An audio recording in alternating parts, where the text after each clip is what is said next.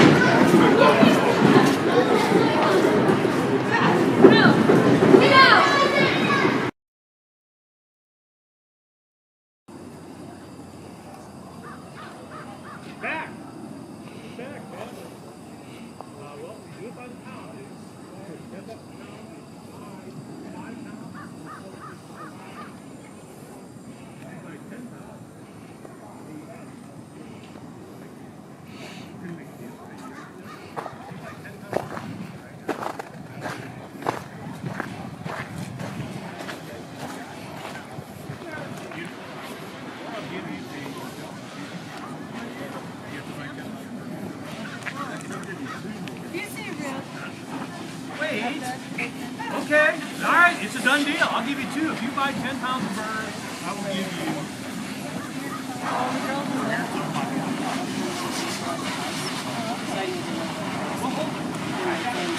it.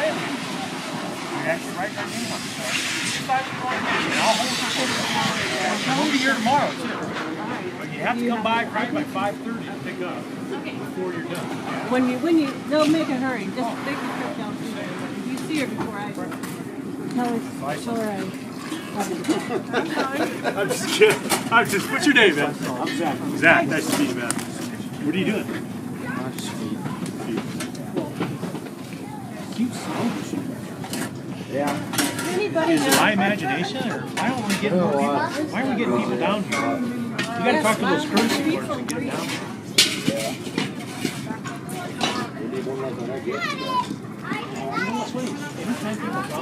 If you want some footage of them too, we can take them out and leave them for you. Okay. Hey, Doug. Doug, where's the I like it all. I mean, I look at the speakers. You gotta be laying right there. Oh, yeah, they got every cut. It should be back on there. Everything you see on the table. Let's do a burger pack, Donna. Let's get a burger pack displayed. We're good. Do you have a T-bone? We'll grab 5 of those. We don't T-bone. We don't have any T-bone. How about We ribeye? got ribeyes. We got New York. Well, look at them. I'll show them to you. Yeah, let me show you. Grab me a couple New Yorks and a couple ribeyes. I don't know why these.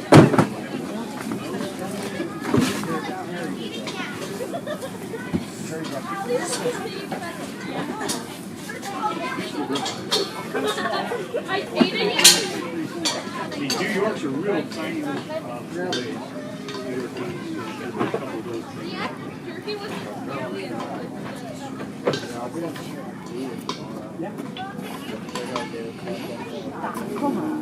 So, you know, too much.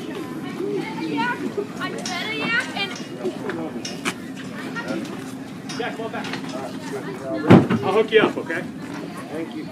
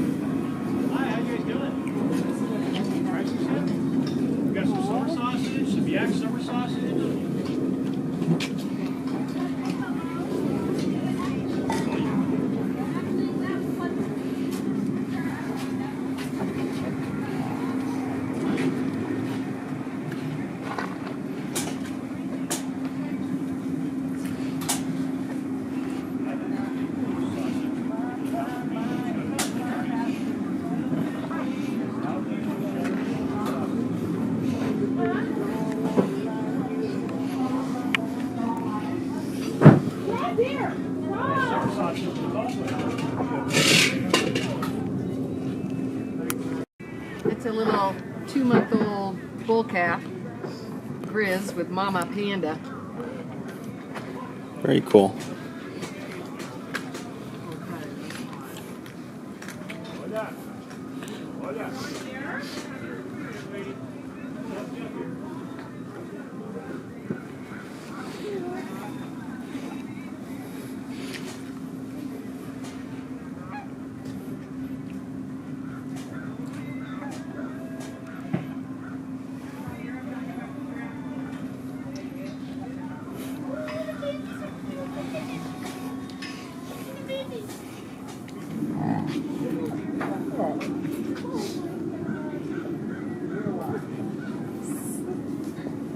That's Grizz.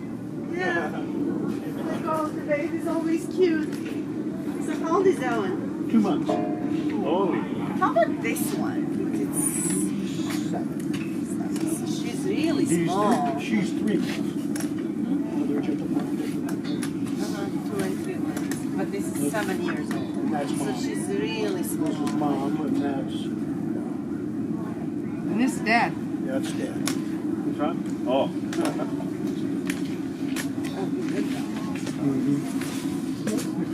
Getting some good shots.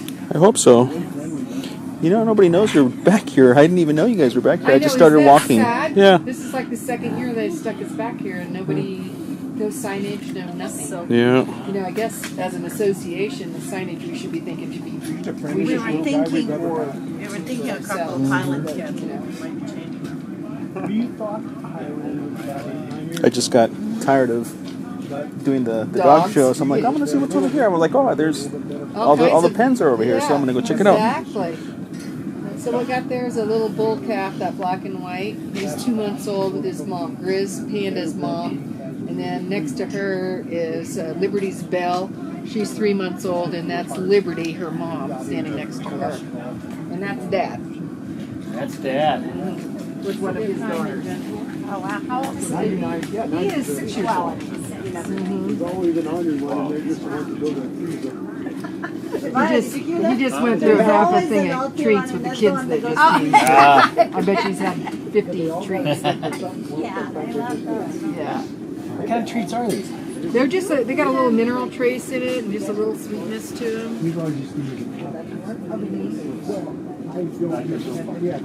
Yeah. Yeah, exactly. Yeah, like what the- Oh yay! Where? Really? Yeah, We were just Put them next there. door to each other. Oh, yes. Yeah, we've got 24. All right. So next time we go back, you never Serendipity Farms? do you have a card with you? We're in town. Super. Oh, okay. Oh my gosh. All right. One question for both of you. Yeah. We have a calf.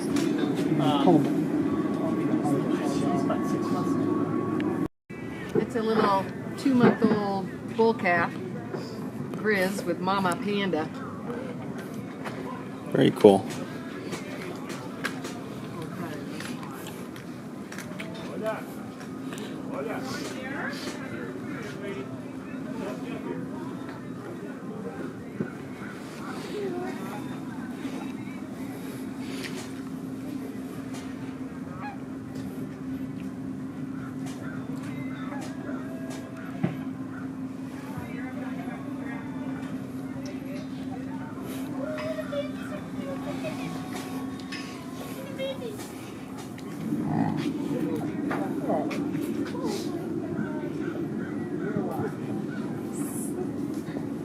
That's Grizz.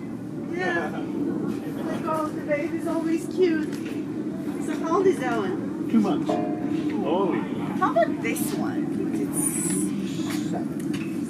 She's really small. She's 3. Uh-huh, 2 and 3 months. But this is 7 years old. That's So mom. she's really small. This is mom, and And this is Dad. that's dad. Oh.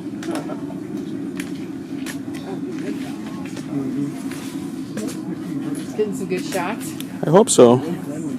You know, nobody knows you're back here. I didn't even know you guys were back here. I just started isn't that walking. sad? Yeah. This is like the second year they stuck us back here, and nobody, no signage, no nothing. Yeah. You know, I guess as an association, the signage we should be thinking should be. We were thinking a couple of pilot kids. You know. Might be changing them. I just got tired of doing the dog Dogs. show, so I'm like, I'm gonna see what's over here. I was like, oh, there's all kinds the of- pens are over here, so I'm gonna go check it out. Exactly. So what we got there is a little bull calf, that black and white. He's 2 months old with his mom, Grizz, Panda's mom. And then next to her is Liberty's Belle. She's 3 months old, and that's Liberty, her mom, standing next to her. And that's Dad That's Dad. with one of his daughters. Oh, wow. How old is he?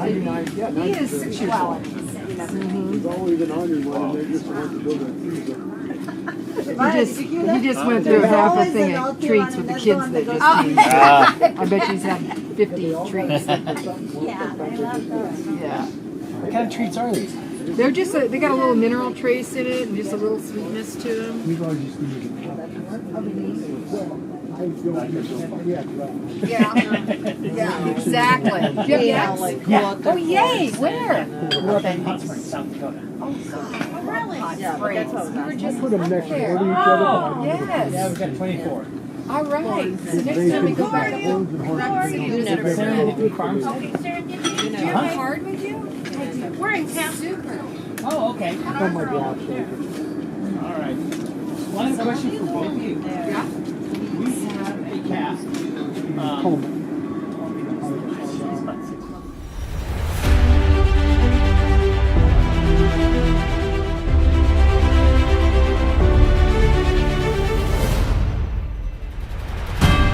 American Goat Federation, representing all goat production.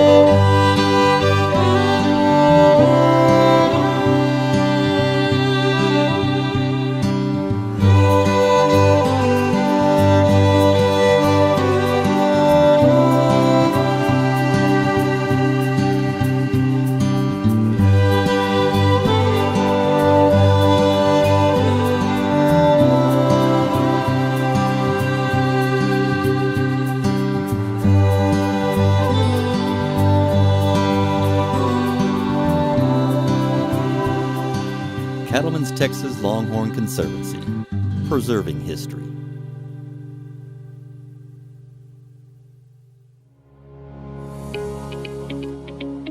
Every fall since 1980, the Dutchess County Sheep and Wool Growers Association have presented the New York State Sheep and Wool Festival. From raw fiber to animals, products, and goats too.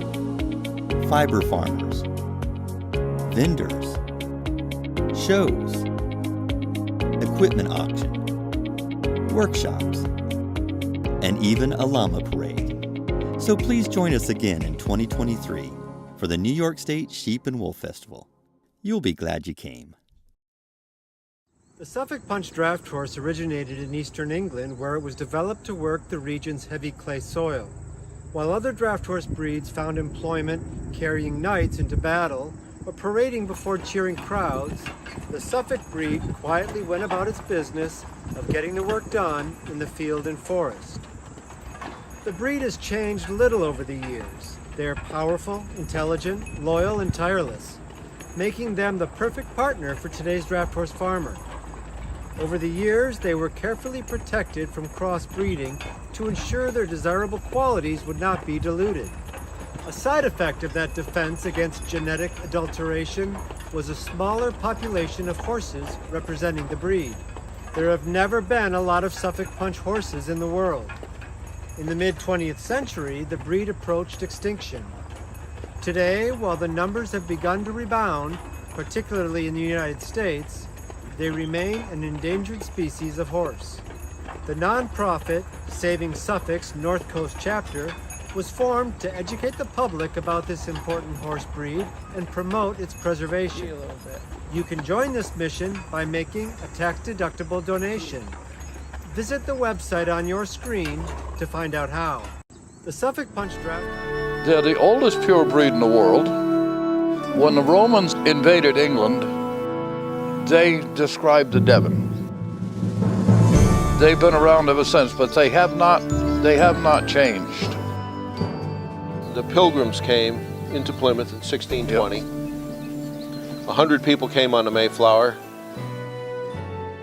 50 died the first winter because of disease, other issues, starvation, maybe freezing. They didn't have substantial buildings, they didn't have anything. Because the Pilgrims didn't have any communication, cell phones and so on, to get back to England, they sent word back with the ship captain and a few people they sent back. We need animals here to sustain us, chickens, pigs, cows, goats, sheep. So the third boat, 1623, I believe it was called Charity, brought animals to the New World, into Plymouth. And among those were the red cattle from the south of England, which we know today as American milking Devons. That's always been the Devon's strong point. That's their forte. I mean, from the days in Plymouth, they sustained small families with milk and meat and labor, and that's what they're doing today on these small farms and sustainable farms, and they're the excellent cow that's tailor-made for that.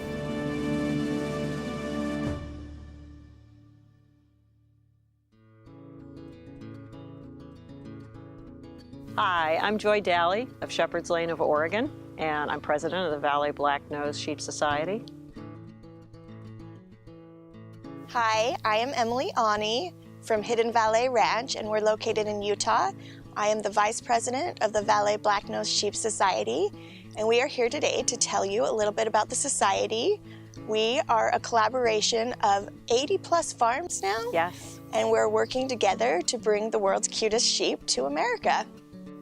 So please join us on our adventure and become a part of the Valley Black-Nosed Sheep community.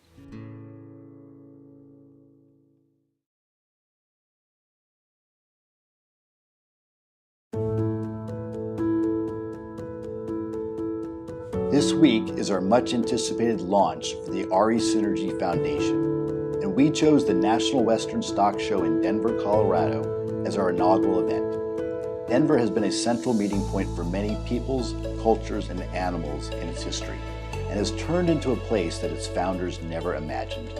We hope that the gathering at the site of Denver's stockyards, at the railhead that helped to build a country, is a reminder of the awesome power of people coming together.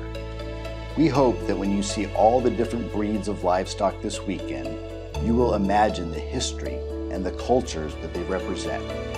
We've partnered with the media production company Backyard Green Films, and we've helped to sponsor their live stream. So anyone around the world can be a part of this event by following along on the broadcast. And for this event, we've also partnered with a small group of organizations who are doing their part to represent the richness of life on this earth for all of us. We hope you follow us and them on social media and tell others about their work. That helps more than you might know. That's synergy, after all. A high tide lifts all boats, so all are elevated. We're the RE Synergy Foundation. We hope you join us in making 1 + 1 so much more than just a simple sum.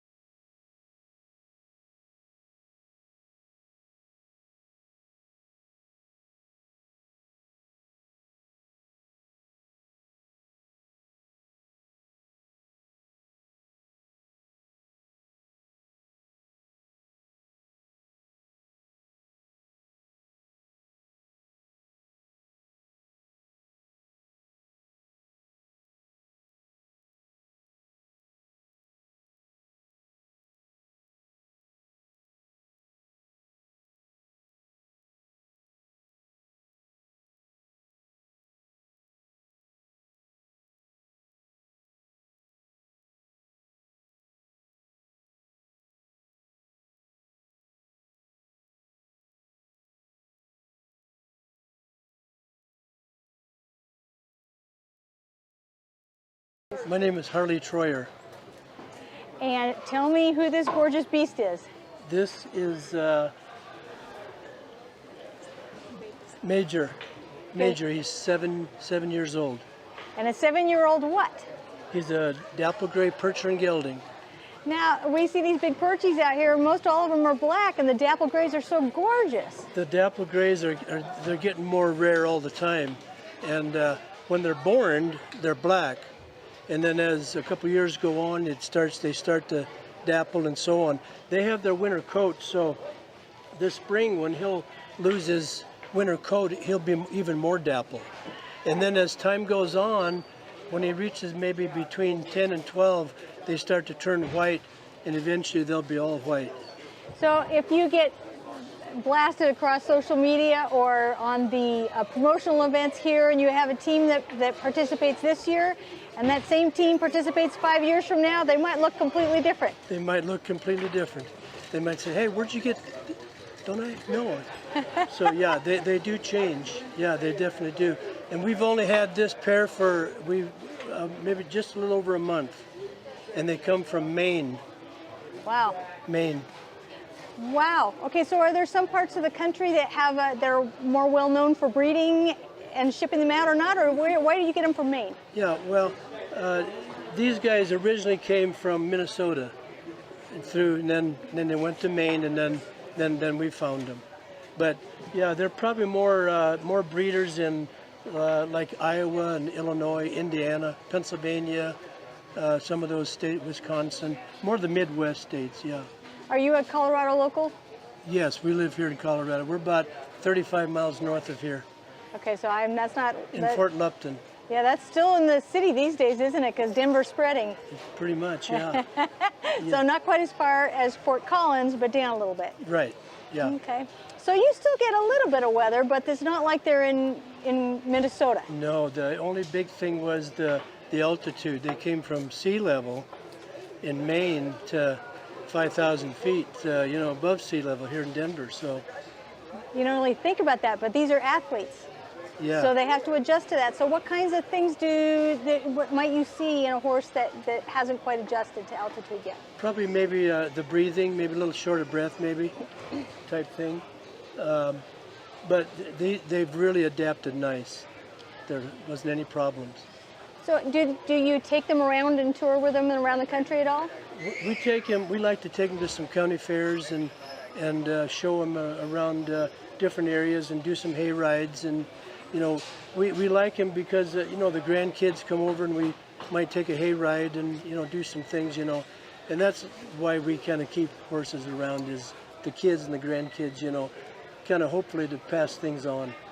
Yeah, it's a wonderful thing. Well, I didn't really think about that. If you tour around the country and the horse is not acclimated yet, that it's not just a simple thing where you just have to take it somewhere. You really have to account for all those adjustments. Yeah, this was about 1,800 miles one way, and we debated whether to go get them ourselves the first part of December, but we had them shipped, so they came part way and spent the weekend, and then from there they came on out. Yeah, this guy's a character, isn't he? Yeah, he's showing off. Yeah. Well, you would think the drafts are a little cooler, and aren't so spicy because they really are meant to be workhorses, right? But right. The ones that we've seen today are they have a lot of personality to them. Yeah, they do. They do. His half brother, his brother over here, is kind of the same way, but maybe not as friendly. Although they meet you at the gate every morning and evening, and they love people. I could probably let him right out here, and he'd stay right here. Yeah. But this is not, the equivalent of driving a Honda. You're driving an 18-wheeler here when you have this kind of thing. Yeah. Just before they were shipped here, the guy weighed them, and they weighed a little over 2,200. Wow. Yeah. So how much does this big guy eat every day? They can eat a lot. We feed big bales, but not all at once. We flake it off. But they'll eat, a couple slabs. In a small bale, they would probably eat a bale in the morning and a bale at night, between the two, if they're big, heavy bales. So I'm seeing your sign here. Tell me a little bit about the company. Well, we started the Colorado Draft Horse and Equipment Auction about 32 years ago. And we do it 3 times a year, April, July, and October at the Adams County Fairgrounds. So these guys are a write-off for you. Isn't that a great thing? Yeah, we kind of do that, sure. Yeah. Well, but it's a very valid one, too. I'm sort of teasing you a little bit, but it's a very valid one because these are awe-inspiring, striking animals. Yeah. People stop and look. It is about as close to pure promotion as you're going to get. Yeah. And see, we'll be in this next class, working team on the rail, and that's our gas wagon over there that we'll be hooked to. So we're a little bit different than what some of these big hitches are. We're more in the farm classes and the competitions, the timed events and things like that. Yeah. So if you would please tell me where we will find you today and tomorrow in the event ring. We're going to be, as soon as we're done here, we'll have to get ready because we're going in at the 1 o'clock performance today. Okay. And then this evening at 6 o'clock, we're in the feed team race. Excellent. Is that when they slog sacks of grain around? Yes. Okay, that's kind of an exciting one too. So if people want to find you, do you have a website or social media or any other contact information? Yeah, we have a website, TroyerAuctions.com, and we also, you can find us on Facebook. Yeah, so yeah, we're pretty easy to find. Just Google our name, Troyer Auctions or Colorado Auctions, you know, type thing. Yeah. Wonderful. Thank you so much. And thank you for arranging the footage where he's eating your hat. We Sure, appreciate yeah. that too. Yeah.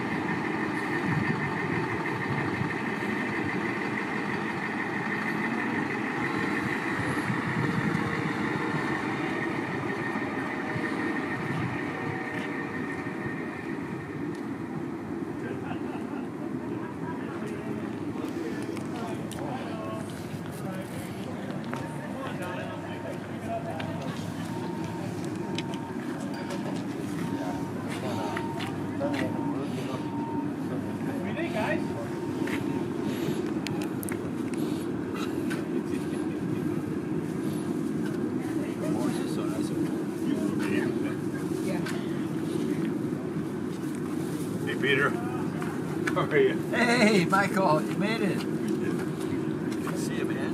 You had a lot of babies. Yeah. Hi, Pam. How you doing? I'm good, thanks. Yeah. Nice to meet you. Well, we didn't think so either, but Pam's walking better. Get her tip soon. It doesn't happen. No, February 7th. So what's happening inside? We're going to have the hall show. Right. Okay. Say hi. Schedule.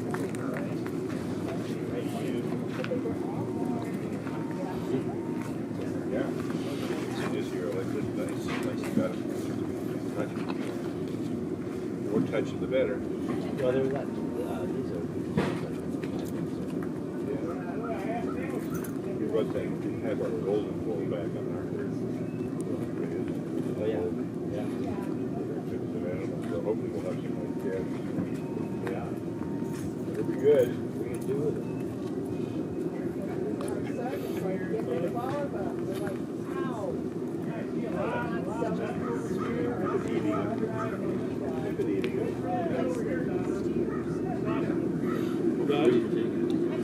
All the way out to fruit. Good mountain beach.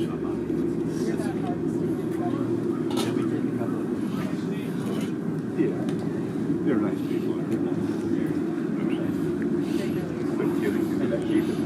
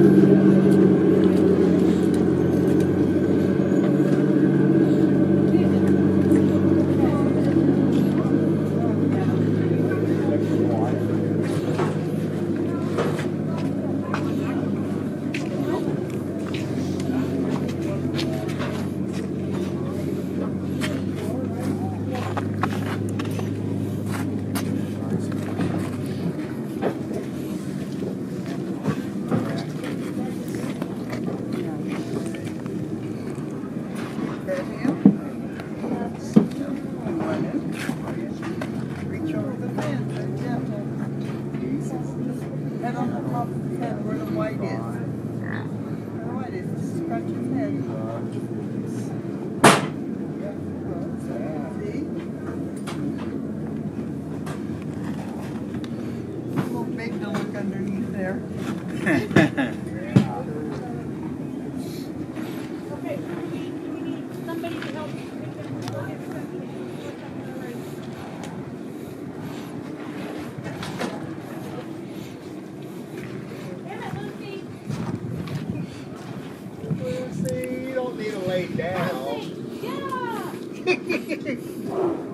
Get up, Lucy.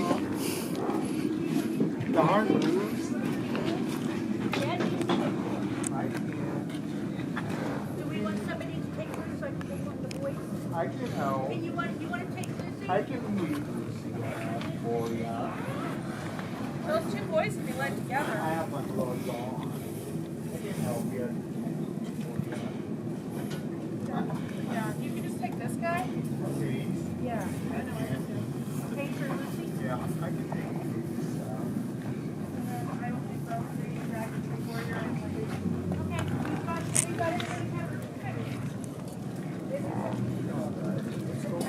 we got it. Yeah, you're welcome. Somebody needs to grab, Mom, I need that shrimp stick right there.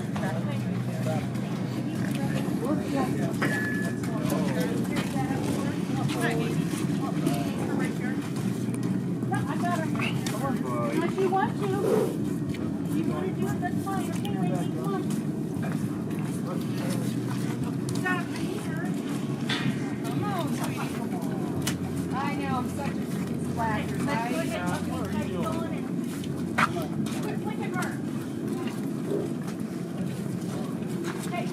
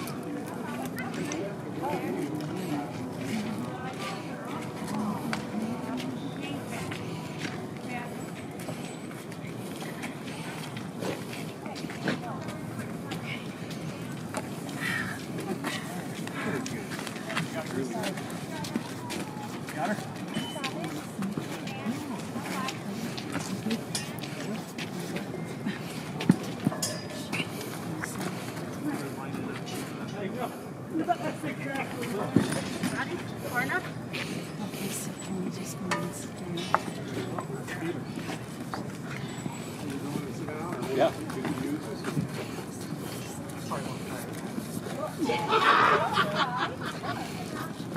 I guess you don't really need to. This person, no. But this one says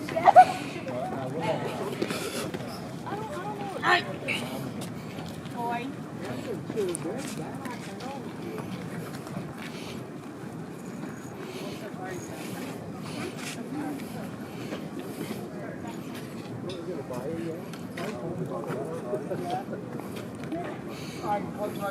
One guy said they could live like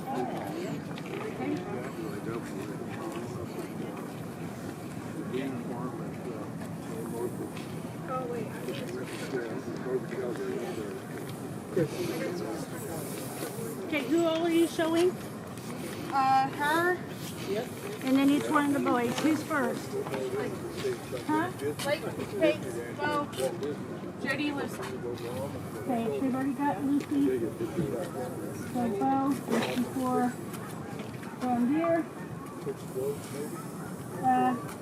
Warrior, before Bo. Blake, her case, and Blake. those kids that go ride the Sicilian donkeys. they got tired of us. They stopped by the big yak, the bull yaks that didn't like us. And we'd have to get off and run for shelter. For life? Run for your life. Unless my granddad was there, we wrapped them on the nose and got their attention. But and donkeys got smart enough to understand that deal. If they were tired of us, they'd stop by the bulls. They'd go to the bulls. That's a good story.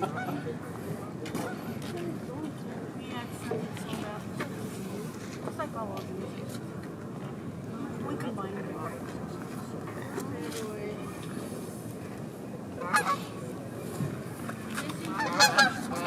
Put them all in a row. Legs first.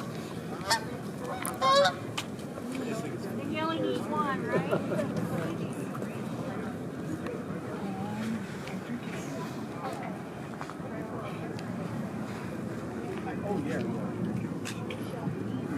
Is Bo before the girls?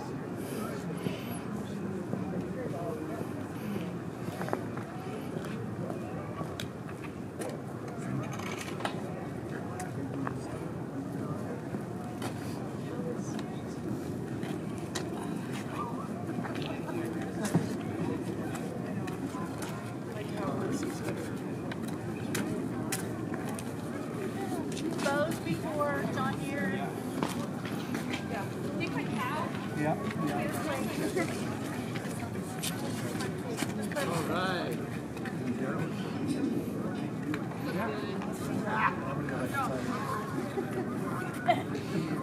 Not that good.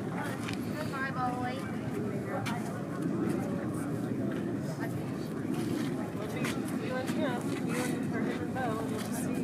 One may be running and Diego's going to be standing there watching you. Right! What's going on? When you go in, I'll have to take. These babies are like 6 months old. But the one on the very end down there is like 6 years old. That's how long it takes for them to be full grown. This one right here, this big one, is about 2 years old.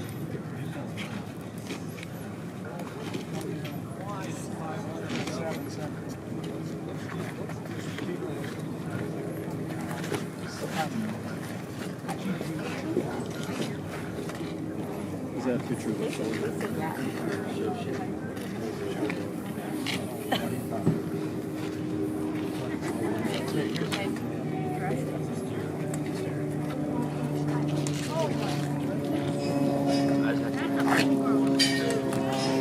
Like Region ICA. Dad, can you do that halter off the face? The big one?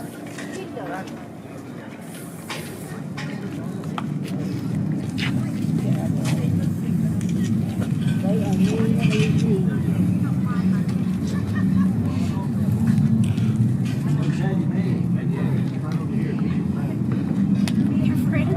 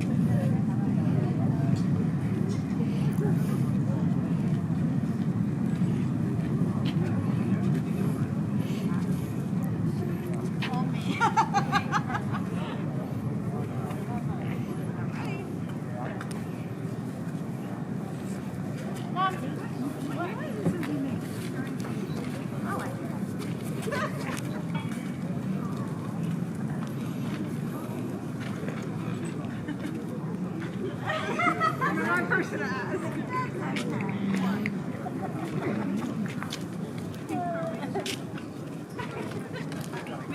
Maybe over.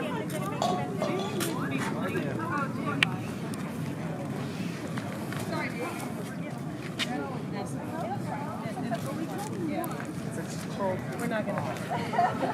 Don't be bad.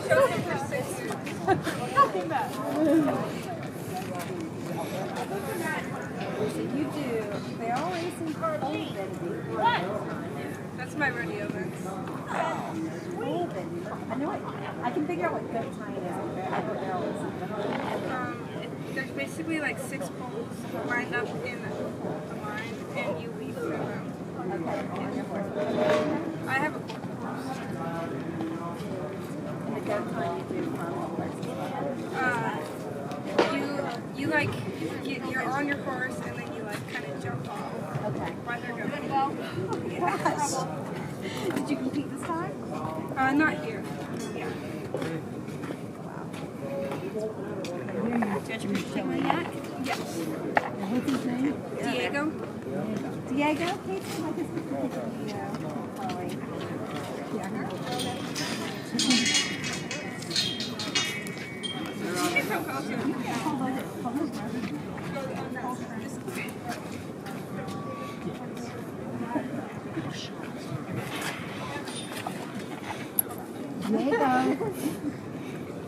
Diego says, I'm tired of getting my picture made.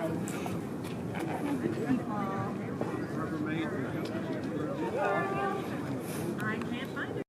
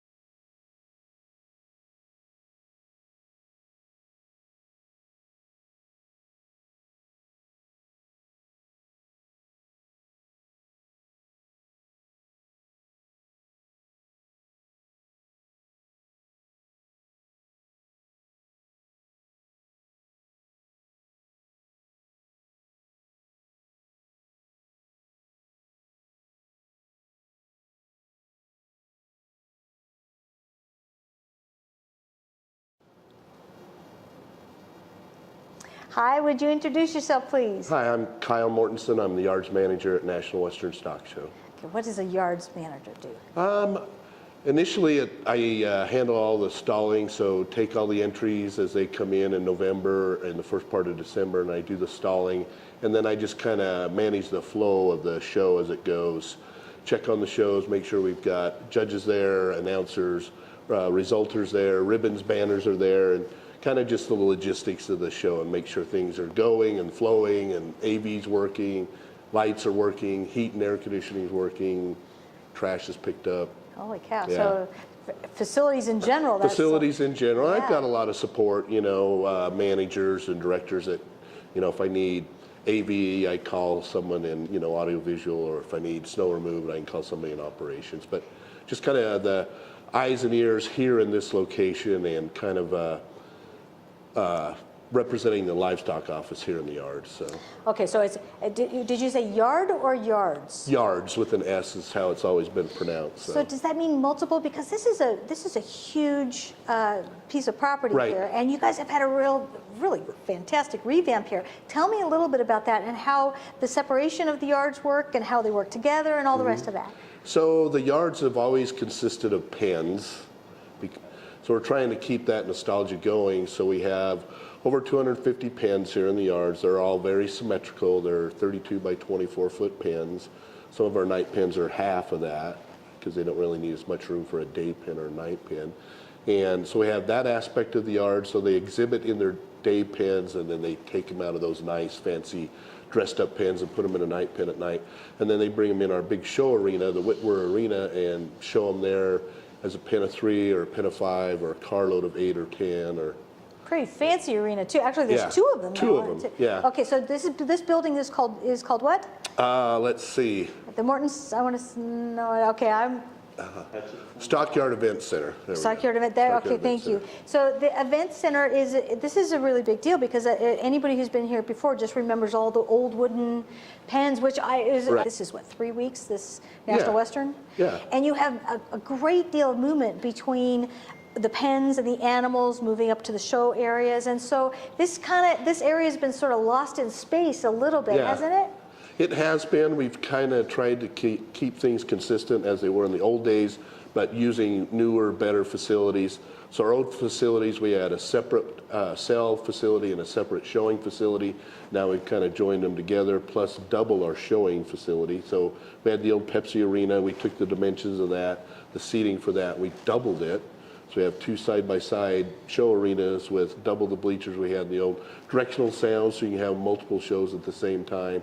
And then we also increased our seating capacity in our cell arena, big screens, big beautiful lighting, and fancy stadium multi-purpose, seats. Fancy stadium seats, very nice. Yes, and the media production people very much appreciate the fact that they can just plug in somewhere and have somewhere to go. That is very modern in this building, and great bathrooms and floors and running water. I mean, this is kind of really. And it's the same way out in the yards too, because we have multiple wash racks with tempered water. We used to bring in a lot of generators for a power source. Now we have power provided for them in little breaker boxes where there's 6 plugs for every pen. Plug in blowers, heaters, fans, crock pots, plug and go, and you don't have the noise of a generator when you're trying to conduct business. And that's what they're doing out there. They're marketing their cattle, they're marketing their genetics, and that's what they want to do here on a day-to-day basis. And can't do that with a lot of background noise of generators. No, all that and a shoe shine guy and a saloon in the front area, so people can actually function here and relax a little bit because this is a nonstop thing. Nonstop, like you said. We advertise it as 16 days, best 16 days in January, but it actually starts way before that. Cattle can start coming in 4 days before the show starts on that first Saturday. So it's pretty much 3 weeks nonstop. Now, okay, you have all kinds of animals that come in here, and the ones that are most well known to me, because we usually come that last weekend. Sometimes it's first and the last. So take this. So we actually got to talk to you for 2 minutes before the phone rang, which I am very amazed by with you, because you are a very busy guy. But we were talking about the Longhorns coming in because they start the show with a parade, and at the end you have the Longhorns as well. Right. You also have yaks down at this end, and you have the stock dog trials, and then you also have bison. Right. Now, this is one of those times that I look at the new pens that are really well constructed, and I think, I've heard the bison are a little feisty. It makes a huge difference in being able to display that animal here. Yes.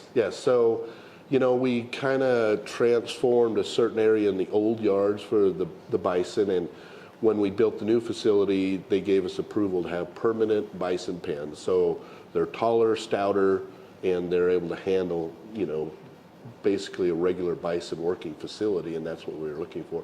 But we can also bring in commercial cattle, commercial heifers, things like that for other sales, utilize those before the bison get here. So that's probably the 3rd group that's been out in these bison working pens. So we started out with commercial heifers that came in, so those were bred first calf heifers that we sold. Then we rolled into another heifer sale and now into bison sale. So we're constantly rotating these pens over, and that's what the facility's for. And like you said, we're now into what we call the yard's other breeds, but we started out more, commercial breeds, the Angus and the Herefords and, Red Angus, Charolais, Simmental, and that. And then we roll into our yard's other breeds. So some of the smaller, more, I don't know what you'd call it, just smaller breeders, they're not the big typical beef breeders, Yeah, because there's quite a difference in the types of cattle that are here. You have the Herefords and the Angus and the Highland cattle, and then here, it's almost like the wild side down here a little bit. Yeah, and that's kind of a neat thing because it has a more open feel outside, and yet the whole purpose of that grand stadium seating that you have in here is so people can see this animal, and so by the nature of the thing, you have to sort of enclose it somewhere so people can do that. Yeah, better lighting, better place for judges to look at them and evaluate them and judge them, and it works out really nice. We had a lot of input on how to design this facility from people in the industry, breed associations, as well as our own staff and local people here. So to the stock show, and it's a big deal, and it's been around 100 years, right? Yeah, I mean, 117 shows now. yes, yes. So, I mean, that's a long time. And it started with kind of a raucous group in a way, too. it did. Yeah, so there's a lot of history there. But you also get this sense of tradition that gets entrenched. Do you have a little resistance from anybody about this transition? Because that could be the case. You took down the stockyards in a way, but in a way it's necessary. So Yeah. how do you deal with that transition? We did have a lot of people that, oh, we're never coming back. You know, we were there because we enjoyed the old stockyards and the feel and the nostalgia of it. But then the first year here, when they came down and saw the layout and saw it still kind of had that old time stockyard feel, plus it had very new facilities with the power, the water, and the symmetrical pens. They accepted the change, so it's been really good. Yeah, it's just a fantastic movement. And again, Denver is one of those cities that moves forward with the time. Yeah. And it still keeps the old but moves toward the new. Right, and you know, it's competitive out there. There's a lot of stock shows out there. If we're going to stay competitive with the other stock shows, we've got to be progressive. We got to keep adding new, building new, and making it more attractive for our exhibitors. Yeah, we've been to a couple of stock shows and interbreed stock shows, and then multiple breeds of animals. And people don't realize that you have to attract business just like anything else. Yeah. And if you have to schlep water, you know, away from a different area and take it by the bucket to feed your horse or to water your horse, and you're gonna have to do that 16 times a day in the snow, you're really gonna think, do I want to go to Denver? Do I want to go to California? Where do I want to go, right, for that thing? Yeah, so this is a necessity to keep this place running. It is, yeah, like you said, you know, we've got customers and we've got to make it customer friendly, customer accessible, and make it nice for them as nice as we can. Sometimes you can't help Mother Nature, but Yeah. Thank you very much. The Californians arrived to 6 inches of snow. Right. So. But you also do other things in order to sort of keep things going. I understand you're going to have concerts here too, and that type of thing. Yeah, that's you know, we can take down the pens, make it, you know, a big open use area, and they can have farm shows, trade shows, lawn and garden shows, farmers market. You know, any type of thing that you can use either for the arena or the outside space. So it's, very multi-use in the off season. Yeah, and you also have this fantastic new area over here. CSU is really integral to that. So Colorado State has I believe, an area where you can watch surgery, and there's a Temple Grandin Equestrian Center. Yeah, therapeutic riding for Temple Grandin. They have a I think it's free spay and neuter clinic for the community here, and it's a way that veterinary students can come through. Yeah, so it's not just limited to the entertainment side of things, or even the production side. Also, that's a big emphasis for us is educational, so that's what they're doing there. So. Okay. Aside from having an office where you're not freezing to death, what's your favorite thing about this new facility? I think it's just the excitement, the feel. You know, people are here. You can feel their excitement, feel their enthusiasm from this new facility, and how nice it looks, and how nice it works, and how user-friendly it is. And you just get picked up in it and caught up in that enthusiasm. And it makes it really nice to come to work every day, really. Yeah, it does. Even when there's 6 inches of snow on the ground. Hey, we love it. We're from California, so aside from right now, because it's a little wet. But yeah, and you have a big volunteer team that helps it happen too. We thank the volunteers for bringing us over here in that little cart. That little shuttle is a lifesaver. Yeah, they provide shuttle service, crowd control, security, help with information, just every facet of the show they pitch in and help. Wonderful. Okay, so this is Friday. Tomorrow, today, are you going to have anything else in here? You're going to have the yak show, I think. Longhorn Loose show at 2 o'clock. Okay. And then stock dog trials out there. That's always a big thing. Very popular, I understand. And then tomorrow and Sunday, what is it? Tomorrow, again, stock dogs so they kind of have a preliminary, and then we also have a bison sale at 10 a.m. with close to 100 head. So that's really fun to watch. Gets a little Western.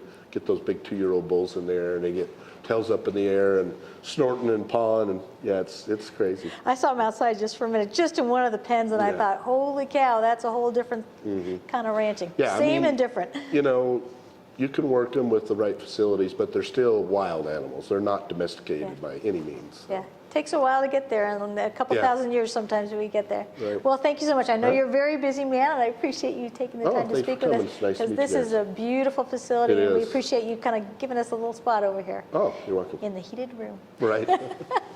Thank you.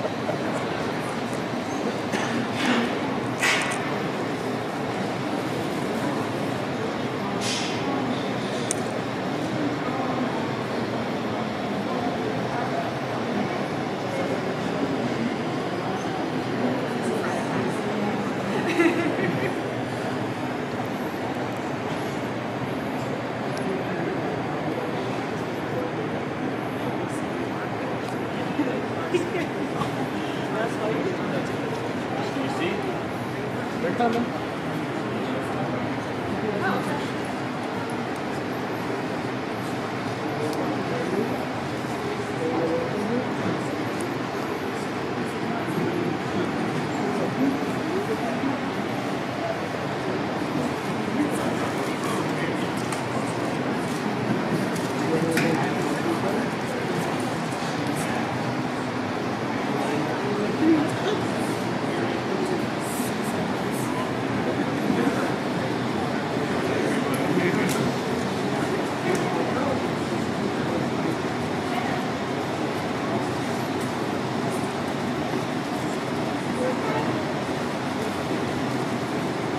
All right.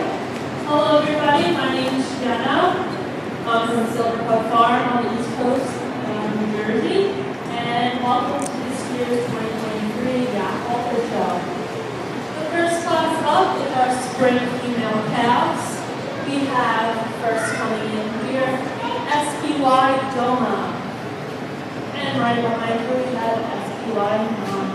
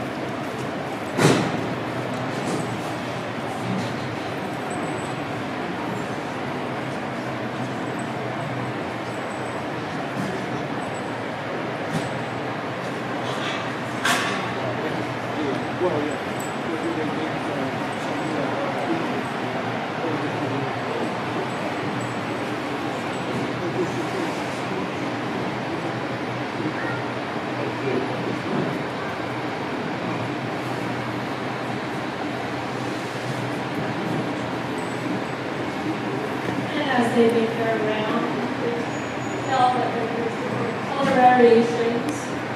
The one in the front is majority black with that white on its forehead and blue white socks. That's going to be gold trim. And then the white and black one, the other one is called royal. And you can tell they have pink noses.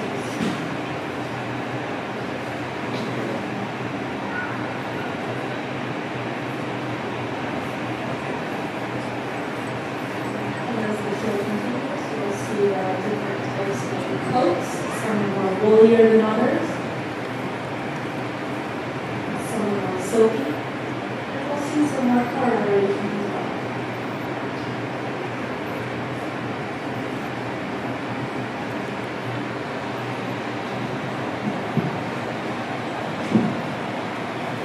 Good afternoon. Certainly a pleasure to sort through the app show here, and I think we have a nice class to get started out on, and ultimately we're going to start with the painting one up in the front there, and I think one just in terms of being built right, in terms of body shape and having some muscle mass and dimension. I think very, very good. Wide out over top and back over into her pins there. I think one in terms of substance of foot and bone, really big and sturdy in terms of that, and the way that she distributes weight around. I think she knocks in slightly there from behind, and certainly maybe just want to square her up a tick from that standpoint, but I think a nice one to start things off. The second place yak here is one that I think it mimics the one that Wayne's in terms of foot and bone size. I think with that though, that one gets just a little bit flatter there, down the back side of her hip. Reach down there to the back side of her hind leg there. What really wants to start to turn and hop in. So I think a nice pair. Congratulations as they exit the ring.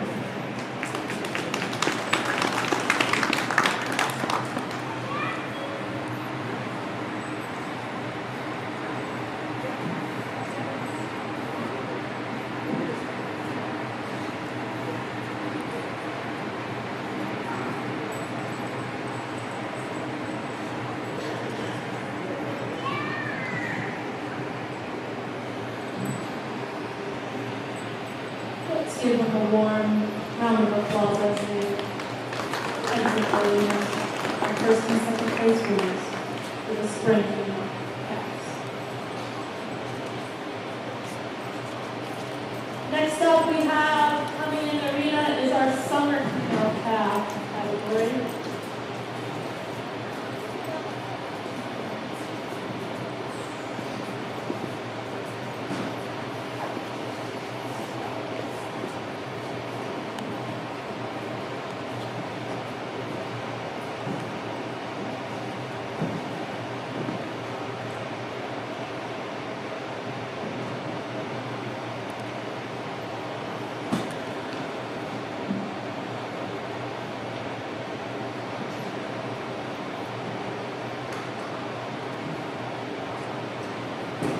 A little bit about yaks. Female adults grow up to about 160 pounds, whereas the males get larger, of course, and they are generally between 1,200 and 1,400 pounds.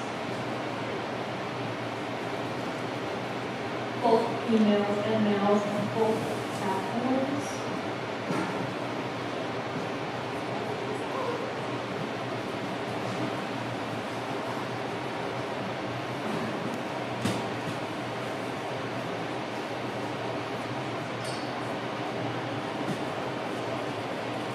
Once again, here we have the summer female calves in the arena. First up is SPY, Asama.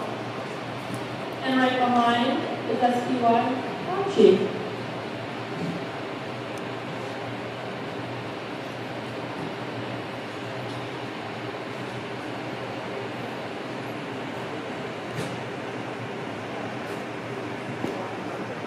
Yaks are generally good animals for their fiber, meat, and dairy.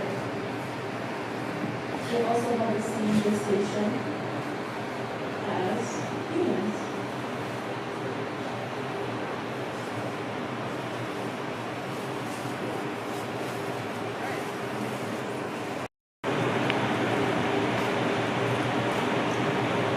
As you can see, if you got one of those booklets that are being handed out by Brad, you can see yaks are located in almost every region of the U.S. The Northeast, Pacific Northwest, Southwest, and Midwest.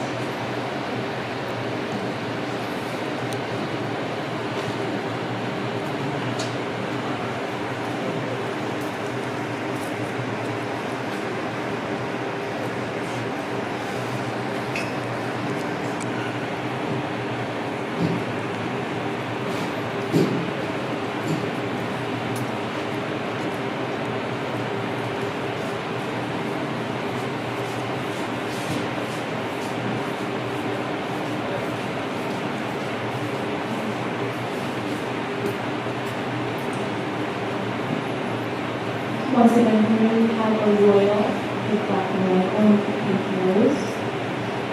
And right behind is Mother Trin. Their nose color indicates if they're a native, which is a white nose, or a curate yak, which has a black nose. And I'll indicate that one nose.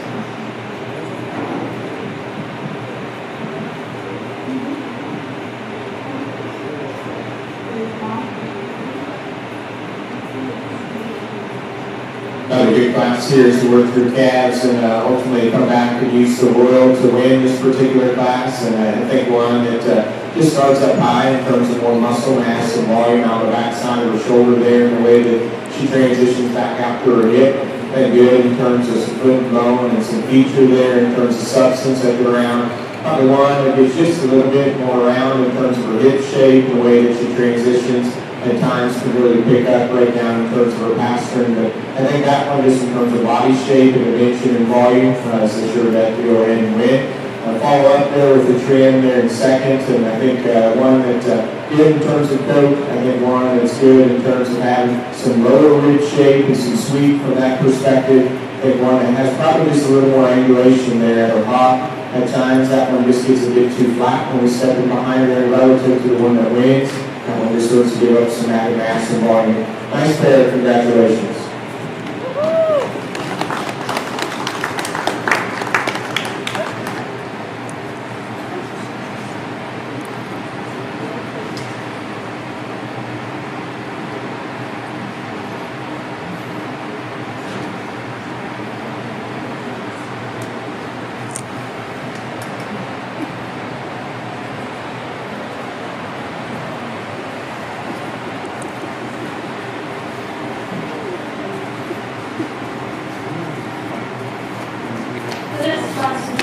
Summer male calf. The average weight of a male calf is about 35 pounds at birth.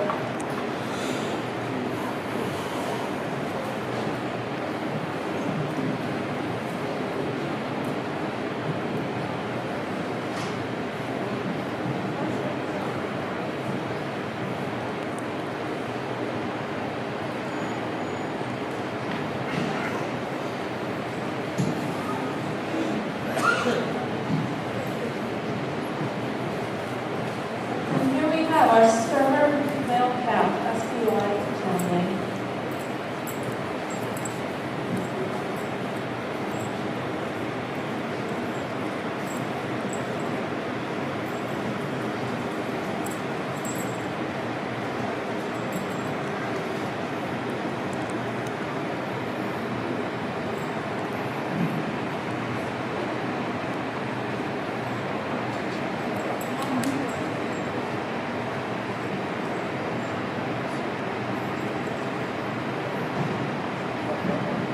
Yaks are very efficient animals.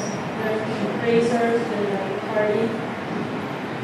They'll tuck their tails will pop up when they run. I'm sure you'll see it. Some notable attributes is their hump on their back, their horns, like I said, in both sexes. Their skirt, some are long, some are shorter. Some actually touch the ground. And their horses. Horse, yeah.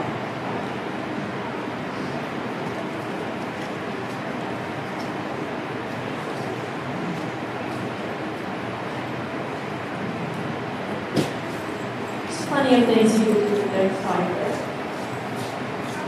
We generally have 3 coats. An outer layer, which is called guard layers, a mid layer, and down there is supposed to skin that keeps them warm.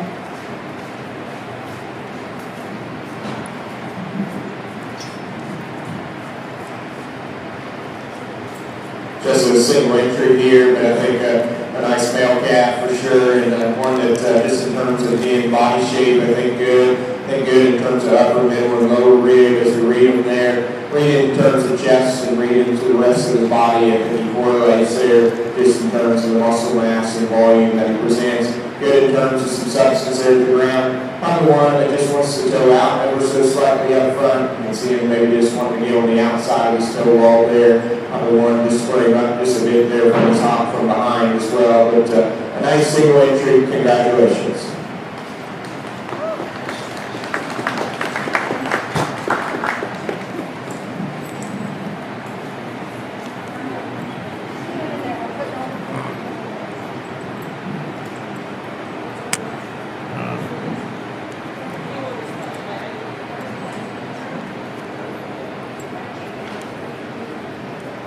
our next class is our yearling spring bowl.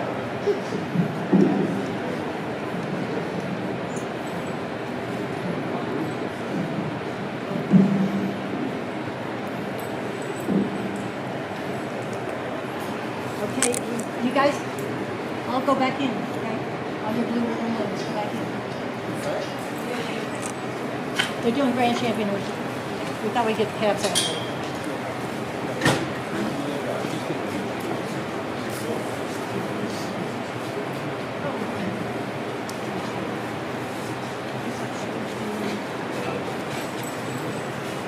Well, here, if you're going to be out there, I'm just going to look.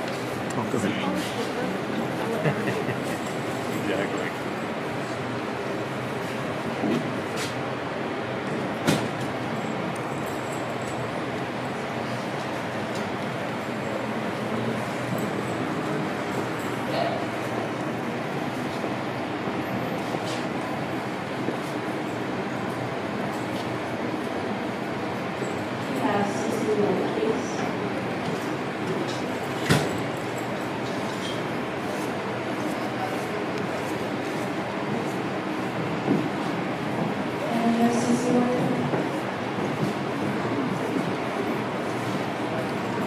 These are the oils.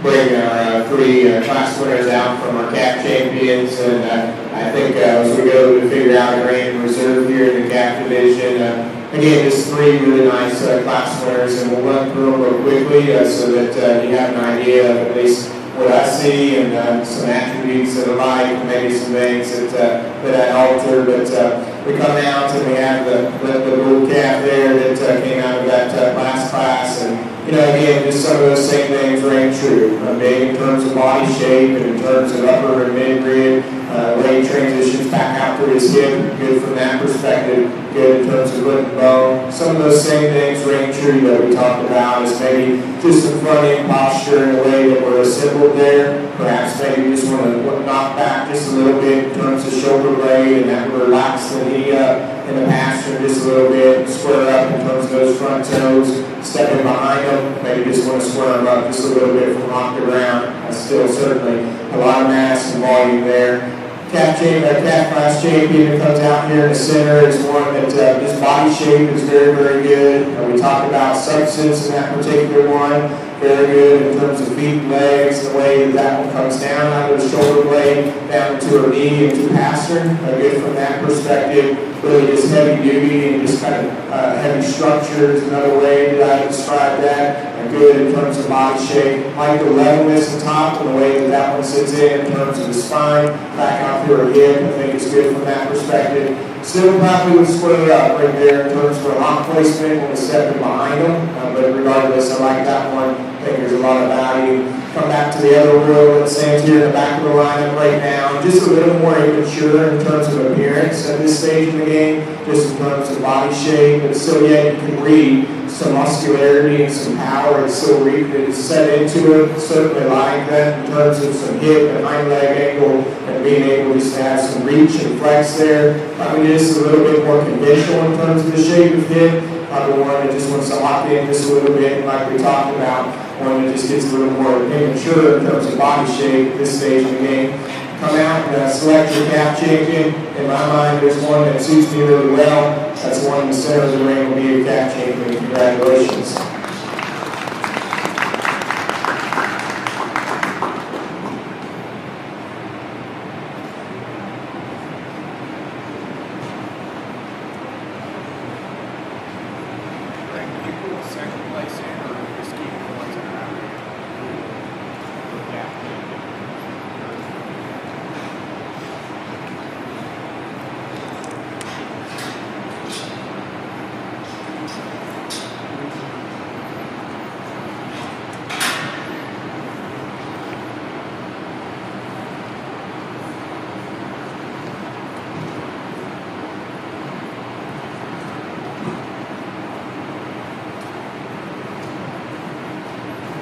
Come back in for reserve here, and again, we talked about some of those things, so maybe some immature in terms of body, some ways that we'd like to maybe alter from a structural standpoint. I think those things still reign true, and I think it gets a little closer there for reserve. Ultimately, in my mind, we'll go for Royal up here in the front of the lineup will be reserve. Congratulations.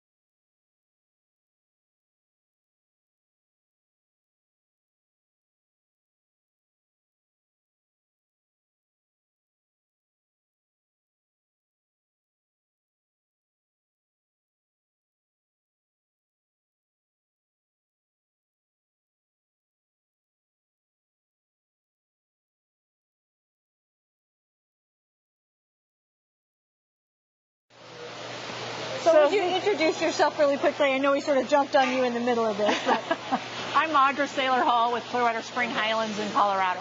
Okay, now this gorgeous beast that we're looking at here is a very fluffy Highland. Tell me about your ranch and tell me what you do.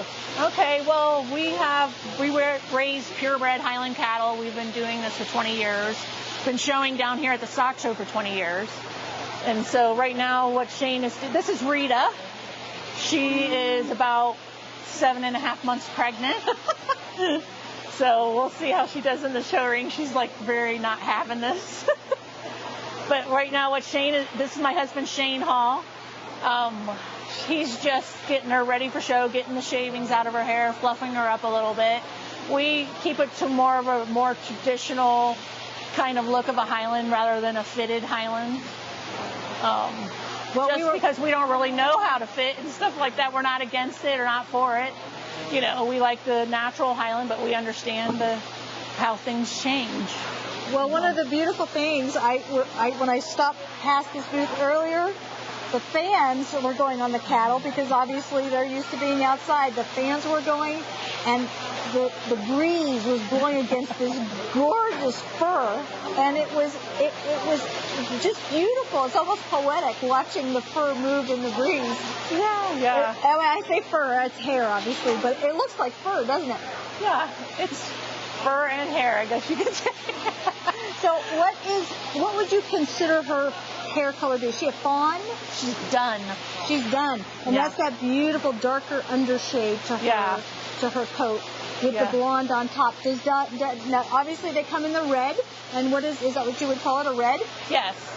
So red and black are the original Highland colors. Yes. From Scotland. They had 2 islands. One had red Highlands, one had black Highlands. I did not know that. Yes. Interesting. Okay. So we're particular right now, we're using a herd sire that's what's called a silver. He's white with a black nose and black feet, and so he throws all colors. I bet he's gorgeous. Yeah. Oh. And actually he is 13 years old. He'll be 13 in March and doesn't miss a single female. Wow. You're keeping that one till he drops, huh? Well, he's a gentle giant. He's huge, and because in the Highland breed, their horns continue to grow as they age, and so him being 13 has a nice set of horns, and like I said, he hasn't missed a single female. Which a lot of times, as the bulls age, their fertility goes down. Yeah, it's the same way with all of us. I Right, guess, huh? exactly.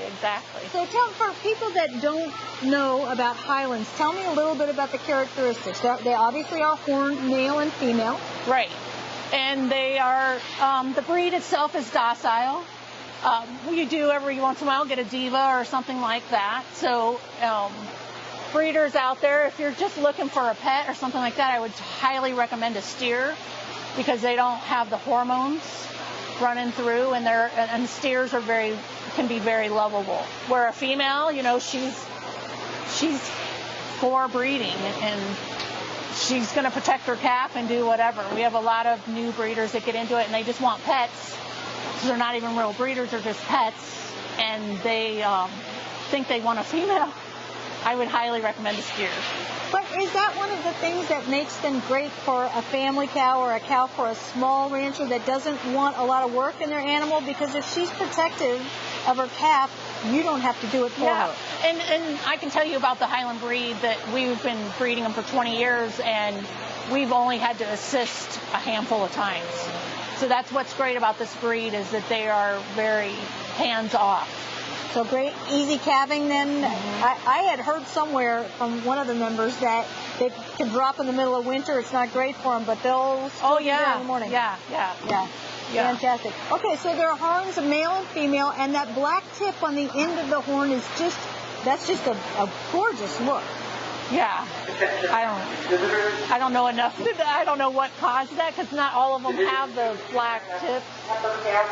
Well, they're all in different shades. So you also have you have the black and the red, and the dun. You said. And there's yellow, there's white, and silver. Okay.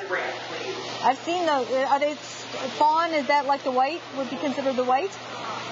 White is like white. I mean, you can see around here.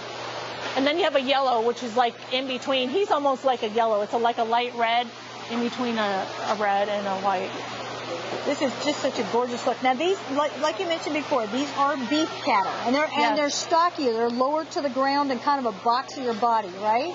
Or Yeah. no? Well, some are lower to the ground. I mean, it's just in the breed. Some of them, I kind of like them a little bit taller, But like the original Scottish, the breeds in Scotland, they adapt to where they're at.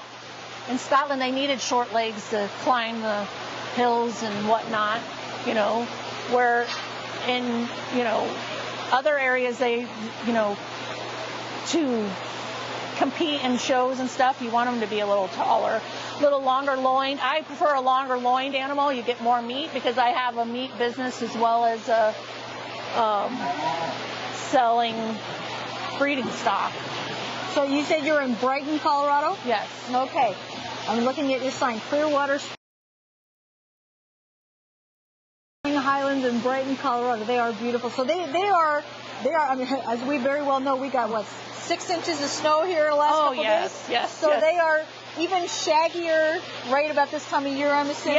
Yeah. So you hope in Colorado anyway, you want a colder winter because then they get a fuller coat. And then they look gorgeous when they come here. So Colorado, years past, we don't always get this cold, have cold winters. We heat back up, and so we're hot, cold. And you can kind of see on her where she's rubbed, up against the post. And so she's like, that's not shaved, that's rubbed off. She says, I want this baby out. I'm done.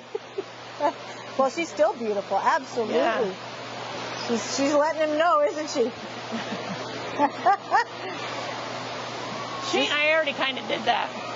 All right, so now one of the things that we talked about is the interesting, as many people that we speak with in all areas of animal husbandry. You know, the show has changed things quite a bit. The goat world is like that. The sheep and cattle, horses, you name it. The show has changed kind of the direction of breeding and of what animals' genetics are going to move forward. Well, yeah. I mean, and I was telling you before that we get into it more to promote the breed, especially here in Colorado. We live in Colorado. We come down. This is where we found out about Highlands, was actually at the stock show 20 years ago. Ah. Yes. Walking through the barn, and we're like, oh, what is that? Because I was raised around Herefords. He was raised on near dairy cattle and stuff like that. We never even knew what a Highland was. They're striking, aren't they? Yes. You're attracted to the beauty. But to be honest, when I tried the meat, that's what sold me on the breed. Yeah. Yeah. Well, I've tried the meat at Latera, out in Pennsylvania. Pennsylvania. Yes, thank you very much. I always mix the Pennsylvania and Ohio. I have to think about where I was on the freeway when we stopped. But they did an Angus Highland cross. Oh, and John cooked me a steak that I still have dreams over at night. It was the most beautiful thing. So these animals also are used in crossbreeding. As long as you keep them separate, you can crossbreed these nicely. And that resistance to cold and that the way that the animal is structured is my understanding that they have a different kind of fat cap on them. Right. They don't marble differently. Yeah. Well, they don't need the back as much back fat because they have the hair to keep them warm. Yeah. So that lends themselves to be lower in cholesterol because they don't have as much fat as a commercial breed needs to stay warm. See, everybody thinks beef is beef is beef, and it's all, oh, Wagyu, this or that. But there are nutritional components that can be quite different. Yeah. Yeah. And I can tell you that when we sell meat, because the Highland breed is so pure, I can guarantee the quality of my meat every single time. A lot of times with the commercial breeds, they have crossed with this and genetically changed to get a bigger carcass faster to market, whatever. And by doing that, they sacrifice the quality of the meat, and they don't necessarily know what they're going to get at any time. Now, one of the things that started this whole conversation, it was interesting. I'm over here taking photos, and I have my press pass, obviously. But you asked me what I was going to use the pictures for. Now, tell me what has kind of happened sometimes in breeding and with people taking pictures of the animals. Well, with social media, and there has been an explosion of interest in the Highlands. And so with that, the price of Highlands have gone up significantly, and people are stealing, crooks are stealing pictures of Highlands, presenting them as their own, and selling actually to unaware buyers who think that they're actually getting this animal because they're selling them online, and it turns out it was fraudulent. It was they just stole someone else's picture. And then they sold something that sort of looked like something, right? Well, Maybe? they just took the money, said, okay, you need to give me a 50% deposit, said they sold it for $6,000, give me a 50% deposit down to hold the animal, and then that $3,000 is gone. Yeah. So it's either that they are not even selling an animal at all, or I'm assuming it's also possible that it would be possible to sell something that kind of looks like a Highland, but it's sort of one of those that people don't want to go on. I haven't necessarily seen that. What's happening now is because you're so much of an online presence, people are like, oh, I have to have one, I have to have one. At all. And then people are going on to Facebook or wherever saying, I have this animal available for sale, and it's someone else's picture, and people are like, oh yeah, I'm interested in that. Well, even go as far as fake registration papers. Wow. Saying, yeah, these are registered, and then...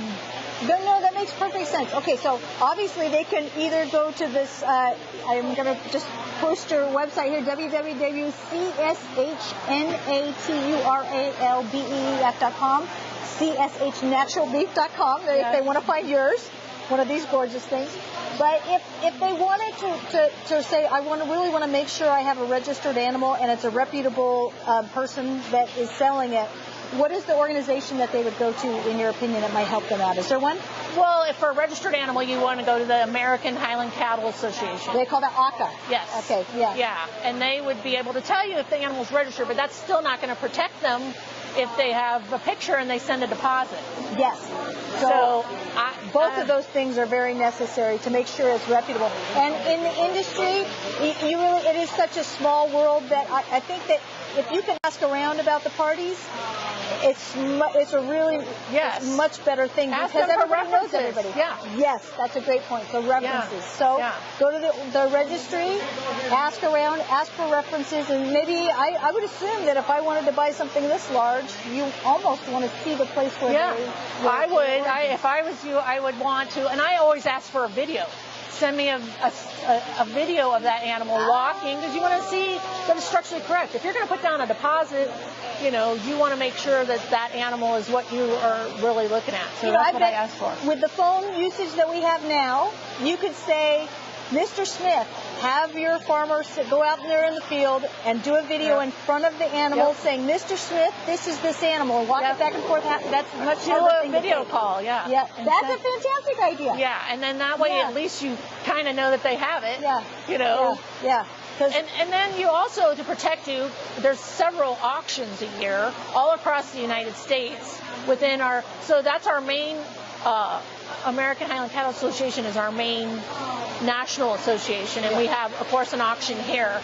But then there's divisional associations. Here we come. Come on, girlfriend.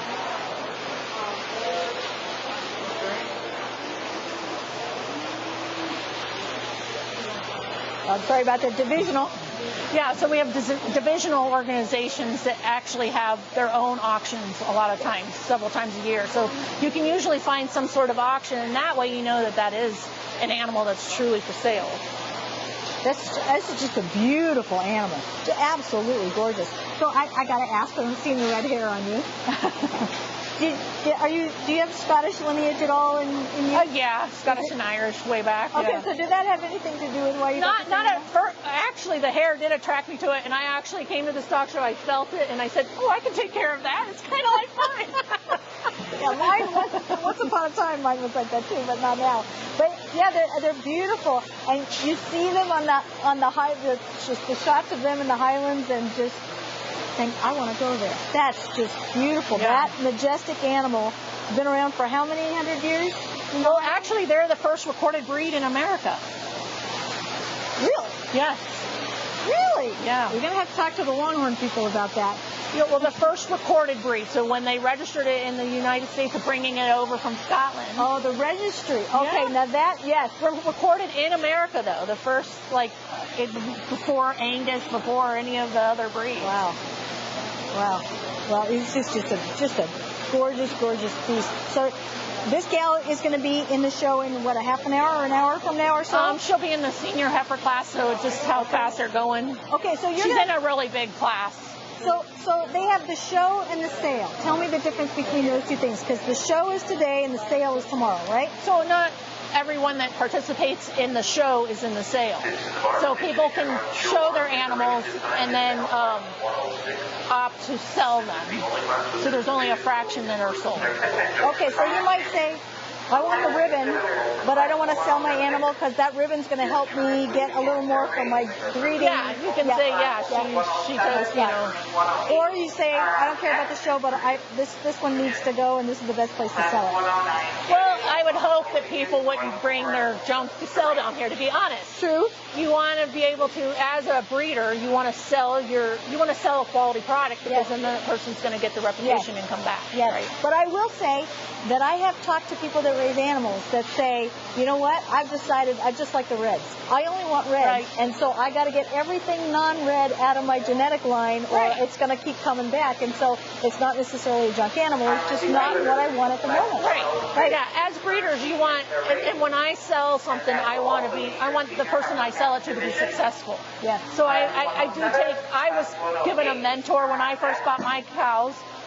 Frank Silva, which is right down here. He sold us our first cows, and he was always there for us for any question that we had. So we thought it was important to do the same thing. So whenever we sell an animal, we make sure that they are getting a quality animal as well as getting that mentorship to be successful cattle breeders. That is one of the finest things that I think that breed organizations do, is they shepherd along the next generation or the next group of people that want to go. It's just the most fantastic resource pool ever, because it's, just because you know beef, you might not know Highlands, or you might not know Angus, or whatever animal you might want. It's not always exactly the same, and there are differences in reactions, temperament, nutritional requirements.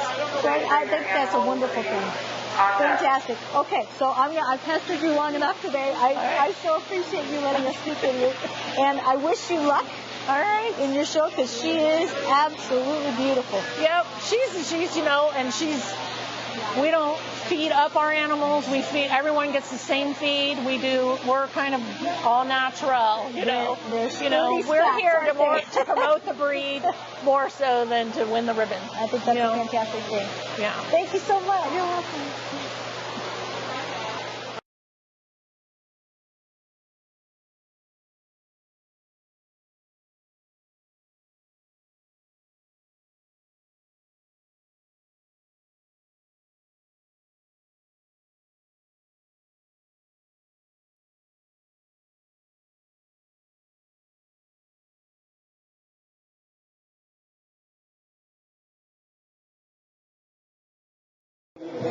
Including Mr. Glenn Lewis, our track judge from Springfield, Missouri, Mr. Butch Watson, our mule and donkey judge from Bentonville, Arkansas, Don Magnolo, and Will Lackey handling things here on the stopwatches, and our room stewards as well as scribes.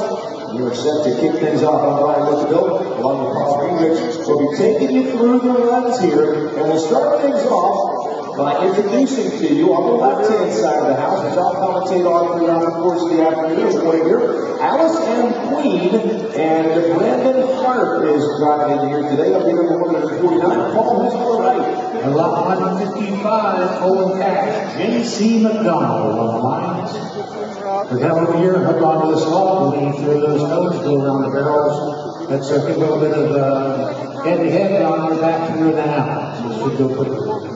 We'll keep things exciting in front. There's the whistle to start our first one off. And it looks like Allison Queen and Brandon Hart are into the lead early on. Remember, they got to get hitched up on that wall before they can go through the obstacles. So really still anyone's opportunity to win. Here's where it gets a little bit interesting. They've got to reach down, grab that thing. Hoping they'll get back over. They're hitched up on the left. Allison Queen and Brandon Hart are off the line through the obstacles now. JC having a little trouble with his forward. He's got plenty of reverse over here. First gear seems to be a little hung up. Now we're hooked. Off the front on the right side as well. Remember, 10 seconds is the penalty when the obstacles disturb. 30 seconds each time the log is moved during hookup. There's also a 30-second penalty for loping or galloping. You have to stay at the dog or trot all the way. And here comes Allison Queen back to the finish without getting that time. Then bring that log around and put it back where you found it, unhook it and through the Try to do that quickly, and then they'll make their way back through this finish line. The clock will stop once they have crossed through the barrels. Allison Queen are in the front of the back.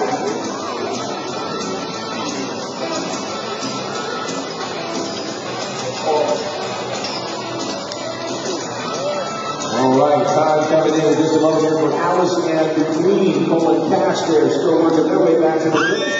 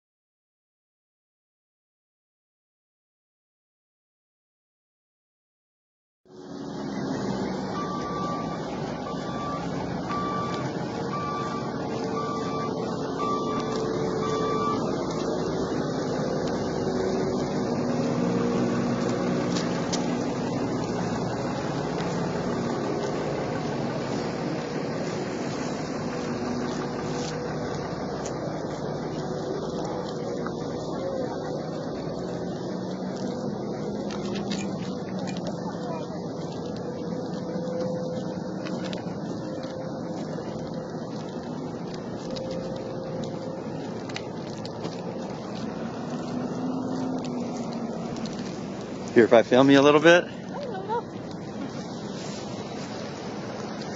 Just giving them a walk. Just our morning stroll.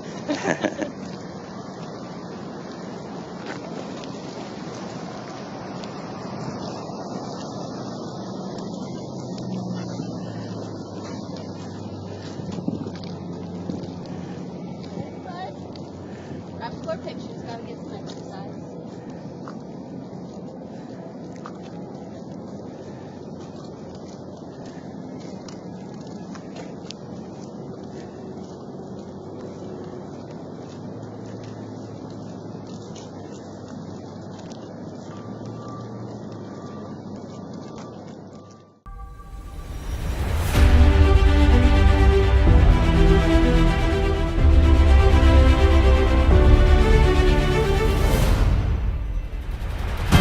American Goat Federation, representing all goat production.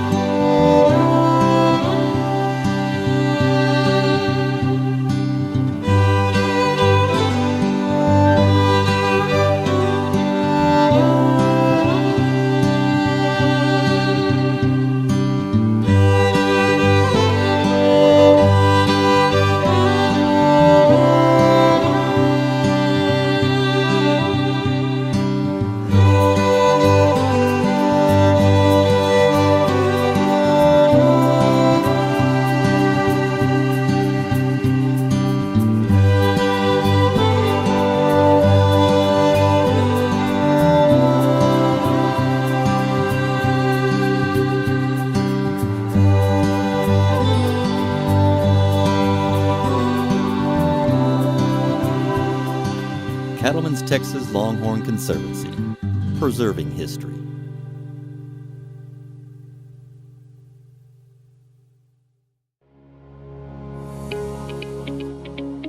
Every fall since 1980, the Dutchess County Sheep and Wool Growers Association have presented the New York State Sheep and Wool Festival.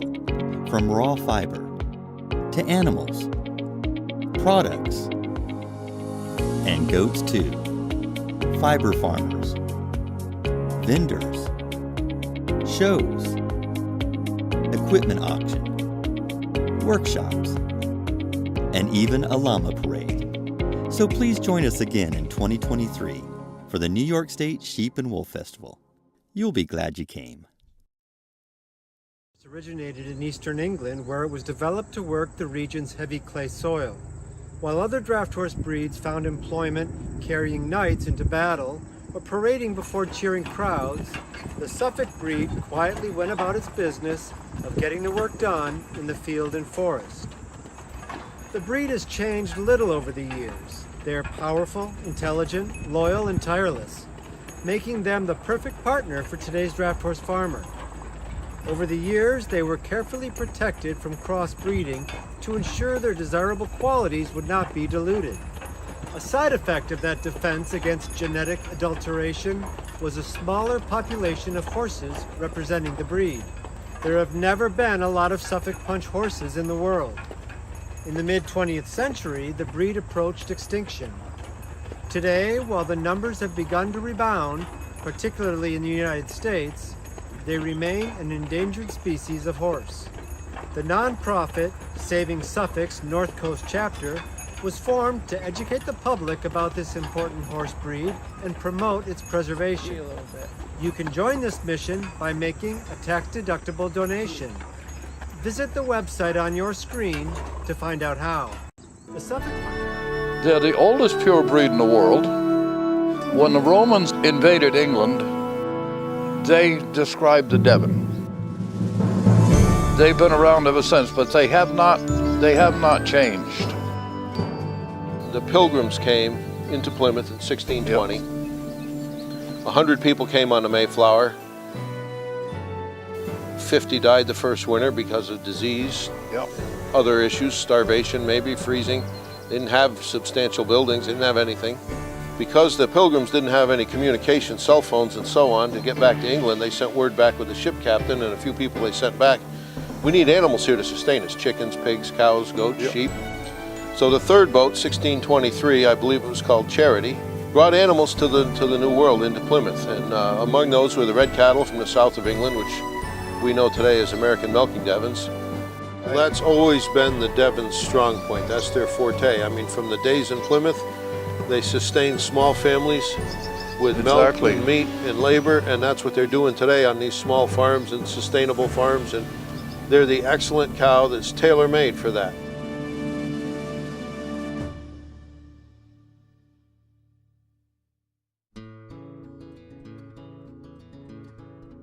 Hi, I'm Joy Daly of Shepherd's Lane of Oregon, and I'm president of the Valley Black-Nosed Sheep Society.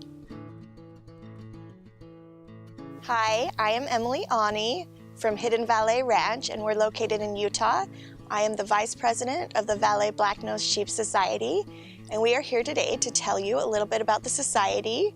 We are a collaboration of 80+ farms now. Yes. And we're working together to bring the world's cutest sheep to America. So please join us on our adventure and become a part of the Valley Black-Nosed Sheep community.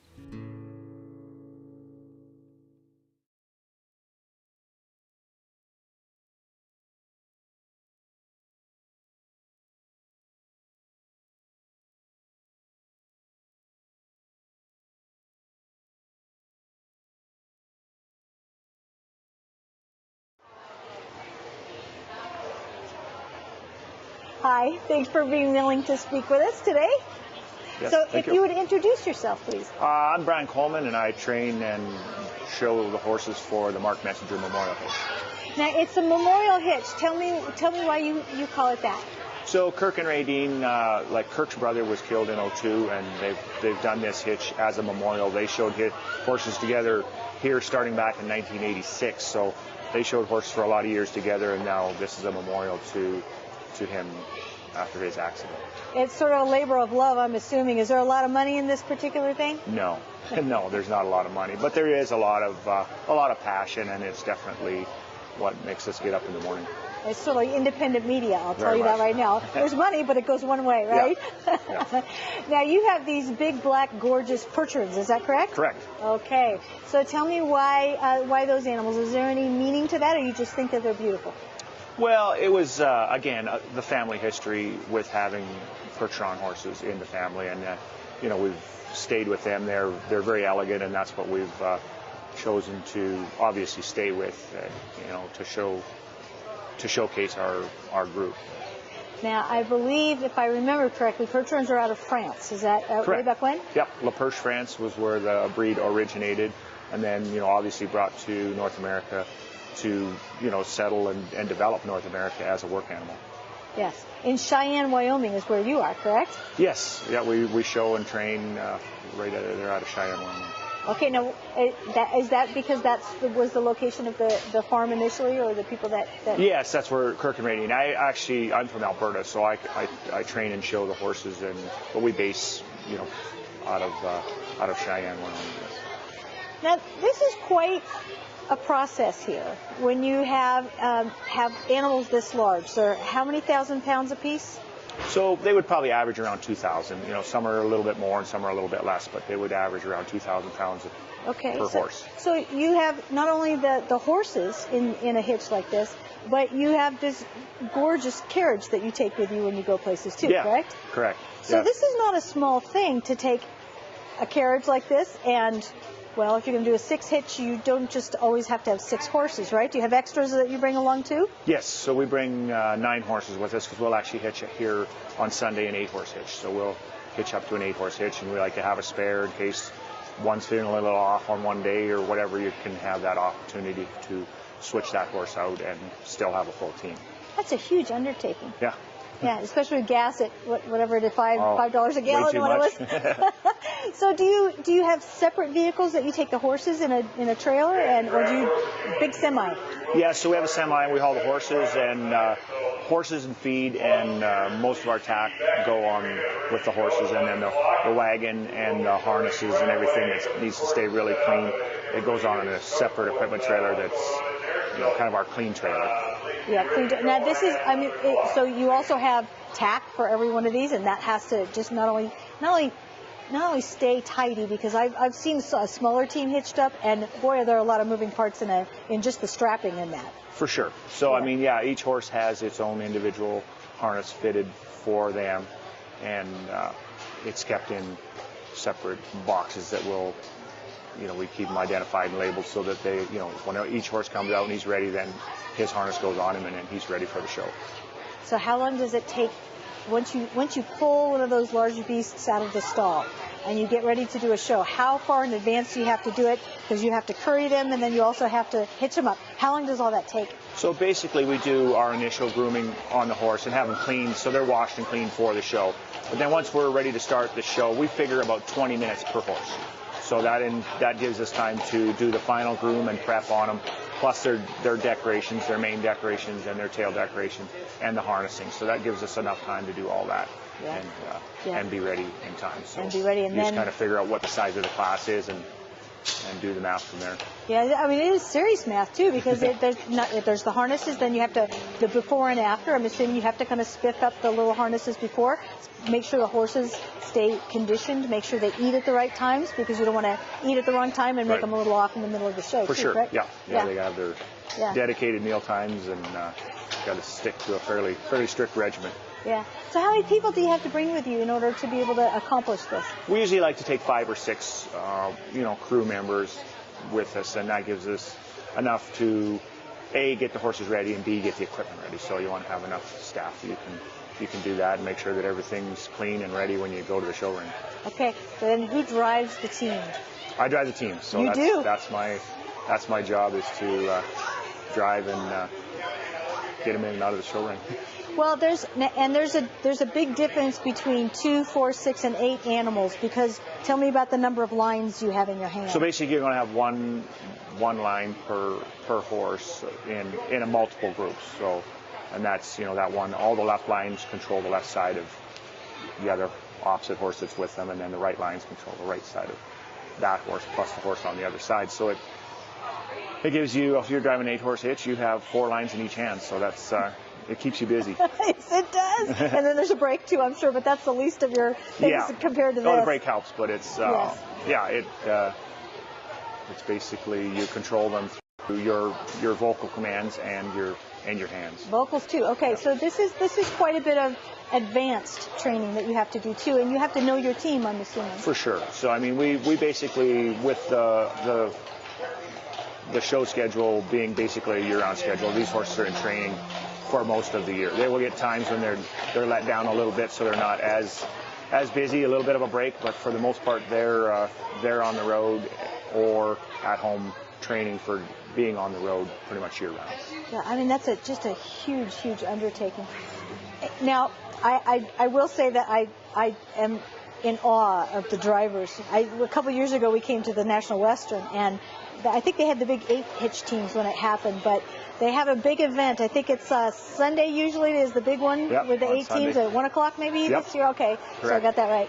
But they pull everybody out. That's the one where the ground shakes. Yes, I know they play the music in the background and they hear that, but there's something awesome about when they turn off the music and you just hear these hooves pounding around. It is a huge amount of horse flesh and muscle, and it's one of those things that is joyous to watch, but also terrifying because you keep thinking something's going to go wrong and it'll be ugly, right? Yeah.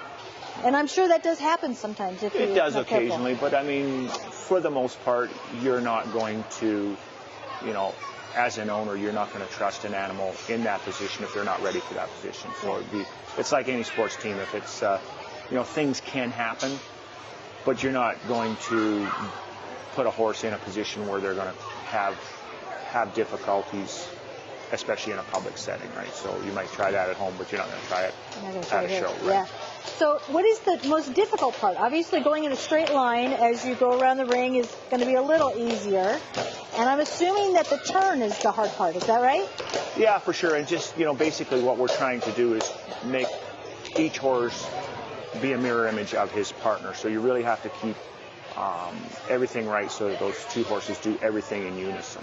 So that's what we, you know, just to get all that done. And sometimes that's on the straightaways, but most of the time it's on the turn. So you want to make sure that they're really ready to turn together and be in a position where you set them up so that they can be successful in that turn. So it's not just turning at the moment, it's being ready for that turn ahead of time.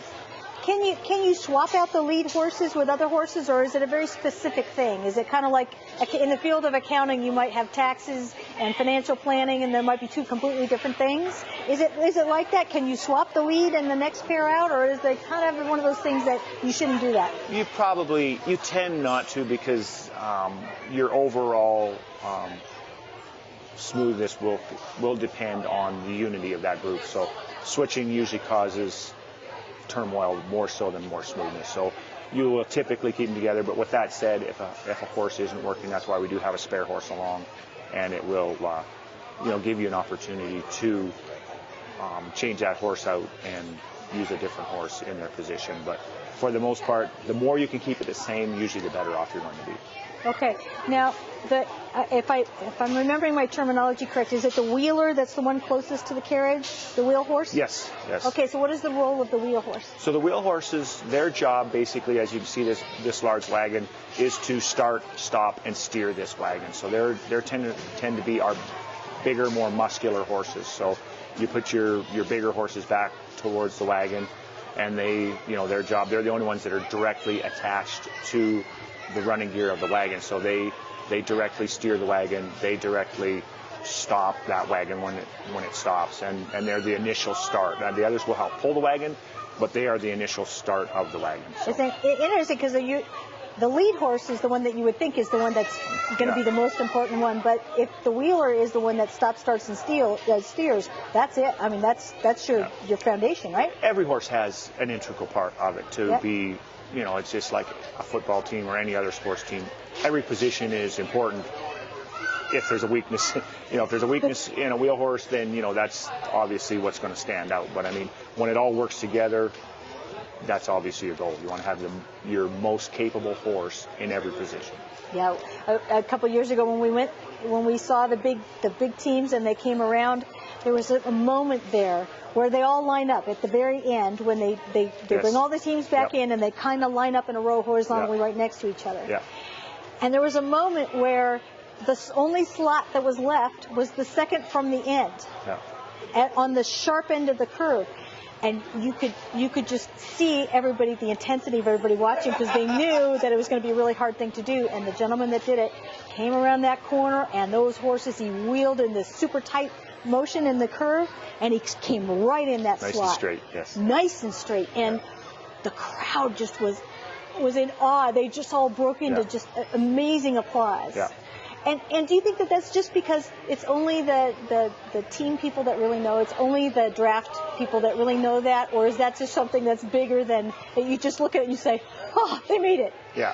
No, I mean, there's definitely, especially here in Denver, and a lot of our Western events, like Western-based events in North America, tend to have a better appreciation for the skills that are involved in showing a draft horse or any driving horse for that matter.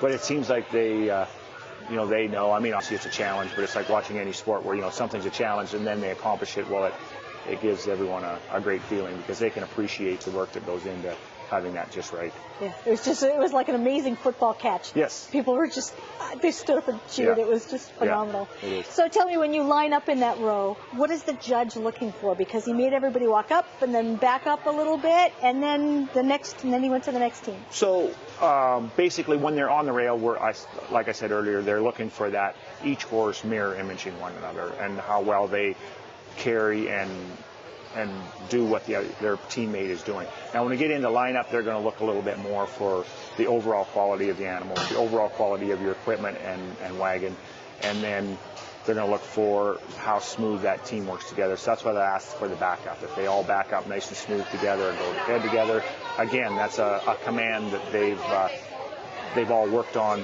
more than once to get them to all do that at the same time. So it's it's just a part of that overall control and quality of your turnout.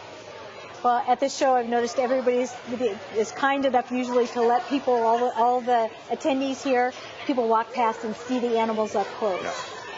And they all seem to be pretty calm and pretty used to this. Some are a little like, oh, go away. Some are not. But they seem to be pretty calm. Do the horses know when they're gonna get into the ring, and is it something they really look forward to? Oh, for sure. We do a little bit of a pre-groom a couple hours before the show, and they just know in that time that they know something's coming up, as opposed to just resting like they are now. So they'll definitely get kind of a mental warm-up is what it seems like. Well, thank you so much for talking to us. This is just what you do is an amazing thing, and it's a sort of a very specific art that's not as commonly used as it used to be. So I'm glad you keep it up, and I'm glad that you talked to us. So thank you so much. Thank you. Appreciate it. So 1 o'clock on Sunday? 1 o'clock on Sunday. 1 o'clock, and we'll be there. Thank you. Thank you.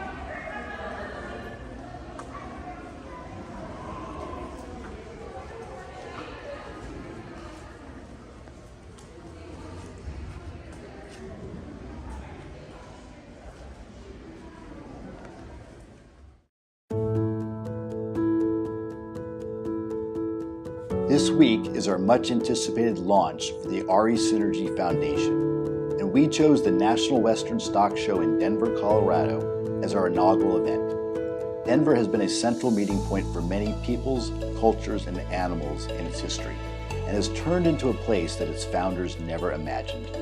We hope that the gathering at the site of Denver's stockyards, at the railhead that helped to build a country, is a reminder of the awesome power of people coming together.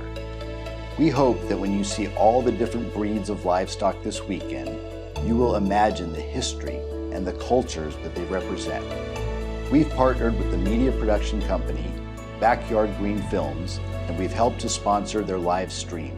So anyone around the world can be a part of this event by following along on the broadcast. And for this event, we've also partnered with a small group of organizations who are doing their part to represent the richness of life on this earth for all of us.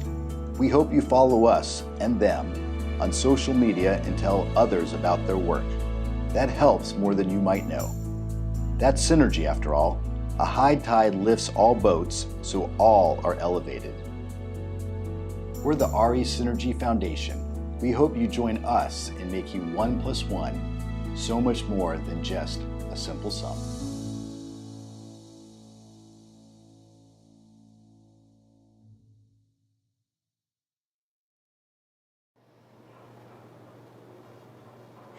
Hi, would you introduce yourself, please? I'm Dr. John Ewing, the yard veterinarian at the National Western Stock Show. Okay, now somebody might say a yard veterinarian needs to be there because the animals might get sick, or because the people might get sick, or somebody might run amok, but are there multiple reasons why a vet might be here? Well, first of all, just making sure that the paperwork of the incoming animals from out of state are proper.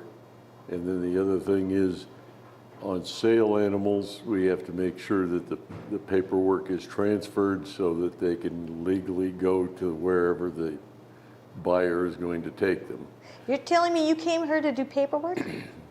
Do a lot of paperwork. It's like all of life, you know, the 10% fun and 90% paperwork. But that's actually a really important thing, because the paperwork is a big component of what goes on here. There's a sale and transfer of animals. How do you document that? Well, that and keeping track of animals as they move in case there's some disease problems or things that crop up. And so you've got to have when they've been tested for what diseases, where they're going, and all that information is put together if there's an outbreak of something, so that they can track it. So a lot of it is just basically potential disease control. Yeah, and that's a fact of nature. I mean, that happens all. We got the avian flu running around now, but it's harder to contain that because wild birds get it. Oh, yeah. So with something like this, you know, when you have animals that have hooves on the ground, it still does happen. It's, I want to say, a little easier to contain, but that's a bad word, right? Once you have the information as to the potential carriers for a disease, then you've got a bigger lever to deal with stopping the problem. And it's important, and different states have different requirements. So you have to judge each state and what they require in health papers. So it's not a federal thing. It's individual states have their own sort of plan as far as how they test for diseases and what diseases they test for. So you actually have to know the different states and what they require? That's what this little book. State animal health officials. You got the names and the whole Names of the whole and thing. anything that you want done, you have to call them up and see what they require. In certain states require some things and they don't require others, and it just depends. Well, it's a hugely important, it's not terribly romantic sounding, but it's a hugely important thing, because you're not only buying an animal here, you're taking it home to maybe improve your herd or your flock. and you don't want to bring them something You that don't might want to be bring bad. something that you really don't want. Yes, and that can just happen in a minute. Well, it can happen if the testing isn't done and if Yeah. the proper paperwork isn't done. So it's, Yeah. for everything I go out to treat that's sick or is having a problem or whatever, I probably do 100 health papers for animals going out, healthy animals going to different states. Yeah. In this country, we have, we have human diseases, and we know there's pandemics, and everybody gets panicky. But people don't really think about the animal thing, unless you're in agriculture. You don't really think about that unless the cost of eggs goes up $1 a dozen, right? Or you can't get chicken. But you look at somewhere like Britain, where they had bovine encephalitis, right? Mad cow or scrapie or whatever. It greatly impacts. You could get, if we were to get a break of foot and mouth disease, which we haven't had in this country for almost 100 years, that would be a very big problem, because it would really, the beef and even the dairy industries would be in big trouble. Yeah, so it's hugely important. So it's important, and there, even some of the lesser problems, we need to keep track of them so that they don't get out of hand. Yeah. I'll tell you, I have chickens in my little urban farm zone at home, and we were great until I think 5-6 years in. We didn't have any pests, no problems at all. And then we had mites one year, and now they're here to stay. And it's a huge impact on my flock. So. And it's just one of those things that you've got to keep track of it. Yeah. If you can't eradicate it, you've got to deal with it to a point where it doesn't cause the problems. Yeah. Okay, so aside from the paperwork, I know sometimes when there's a transfer of animals or sales, you have to make sure that there's no drugs in the system of the animal. Do you do that too? Do you collect urine samples and test them at all, or how does that work? Not necessarily, because it's not as much of a problem with especially the animals that come through here. Doping animals, one, is not a good idea, and two, you get caught, things are pretty nasty. So now there are regulations as far as what you can use. Animals for sale, if you have an animal that's going to slaughter, there are certain requirements of anything that it's given, that there are times for how long it can take effect, and so you've got a lot of limitations on there, and so you want to be very careful. They pick that up in a slaughterhouse, they're going to come after you. Yeah, I would assume so. It'll be nasty. Okay, so aside from those things, you are here with mostly in this building, in this property, in this region. These are all people that are very familiar with ag, and many of them are very self-sufficient, and they do their own, worming, they do their own castrating, all that kind of stuff. It's kind of, you learn it from the ground up when you're at that stage. But you also might have emergencies here. Do you get to do any of that kind of thing? Oh yeah, well, I've already had a few so far this year. Really? And, so what kind of thing might you have on that side? Generally it's fairly simple diseases, although we did have a couple of cases, one of a cow that had a dead calf in her, and it was a real problem, and she ended up going up to Fort Collins, the Colorado State University, and unfortunately they weren't able to save her because of the damage that had been done. But for the most part, it's just bloats and simple things like that. Every once in a while you may pull a calf. I've seen that happen, and boy, that does not look like a job I would want to have. Yeah, in fact, just finished doing one at midnight last night. Do you ever read James Herriot? Yeah, the problem, I like James Herriot and all that. The problem is I would read the first 3 paragraphs of a chapter, and I could tell you what was going to happen. And guess what? It did. But I keep thinking of that story where he goes up and he has to rearrange the calf and the cow, and the farmer's standing there saying, nope, nope, do it this way. Nope, what are you doing? Blah, blah, blah, blah, blah. Do you get a lot of that here if you're working on somebody's animals, or are they, nope, do it for me? I don't have people do that. I mean, you just leave me alone and I'll get it done. And I'm assuming you don't have a farmer's wife pushing beer on you before you do it anyway, so it's probably easier. No, I mean, that's... People who haven't read that story don't get that take. Okay, so what do you get to do for the rest of the show? Let me guess, more and more paperwork and a little bit of paperwork. Yeah, well, we've got one more. We've got the bison auction coming up, and that's going to be getting the paperwork done for that. And actually, it's going to be pretty hectic because they have to be moving their animals out of here literally within 24 hours. Whereas other sales, they had 3 or 4 days to get the animals loaded up and out of here. So it's going to be pretty rapid.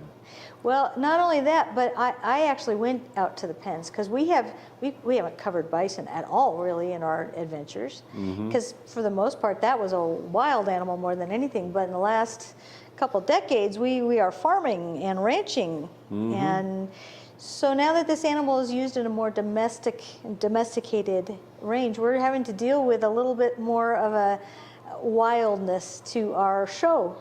Is that correct? Because I was looking at them out here, and boy, they are feisty. They've, over the last, especially the last 30 years, they've done a lot of buffalo work, and they're tough animals. They're interesting in the fact that if you put them in an area where they can see, they'll go through a barbed wire fence. But if you put them in an area where you just hang plastic on there and they can't see, they won't go through it. Really? If they can't see it, they won't try it. Is that why the green fencing stuff is up? That's exactly why the green fencing panels are, is once those are up, they can't see on the other side, they're not going to try and go on the other side. Wow, isn't that interesting from a management perspective? That's a good thing to know. But they are tough animals. Yeah, and they're low in cholesterol, so. Yeah, they're really tough. I had one time that I was working a bunch of them for export, basically, and the fellow that owned it said, "Can you do me a favor?" He says, "I'm going to run this one buffalo heifer in. Can you take care of it for me?" And I wasn't sure what he was talking about. Well, he runs her in the chute, and her right front leg is broken, and it's only hanging by the tendons. And I said, "Boy, we got a broken leg here." He said, "Not a whole lot I can do." And he said, "Well, don't worry about it. I just want you to cut it off." And so I cut the tendons and sprayed some antiseptic on there and gave her a shot of penicillin. And he opened up the front of the receptacle there, and she took off at a run, and she ran just as fast on 3 legs as the other ones did on 4 legs. You're making this up. No. Really? I mean, seriously, she didn't care if she had a broken leg. So this is the sturdy animal if you want something that goes. So that wow.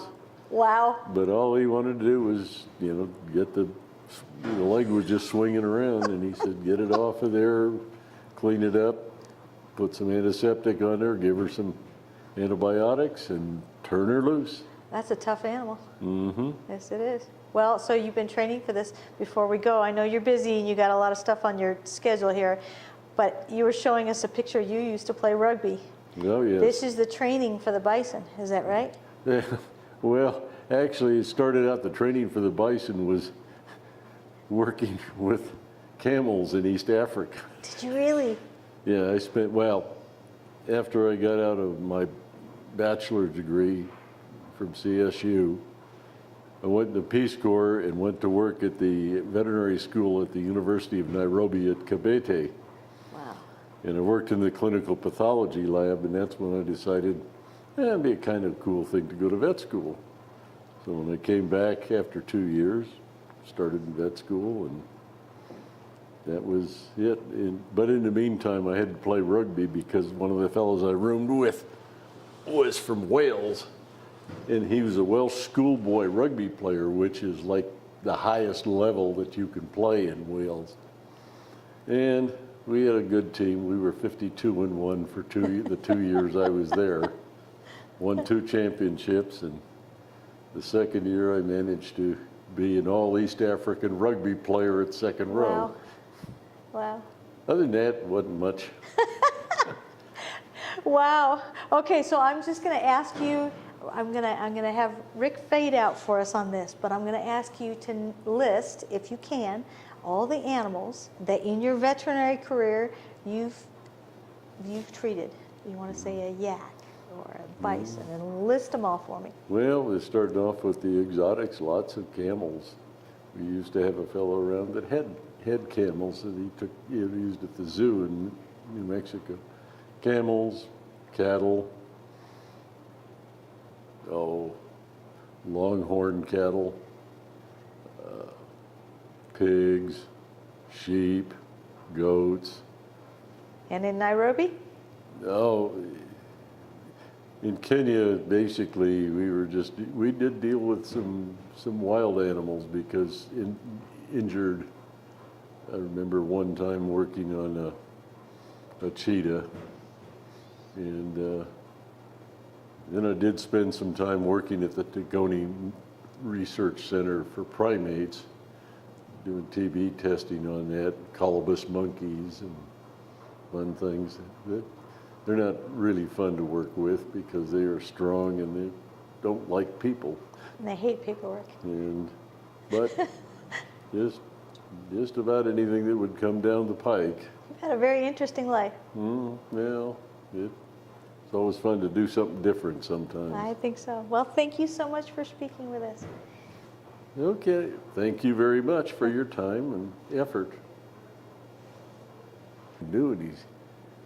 He said, well, don't worry about it. I just want you to cut it off. I think we're looking at approximately an hour, hour and a half, but keep the heads up.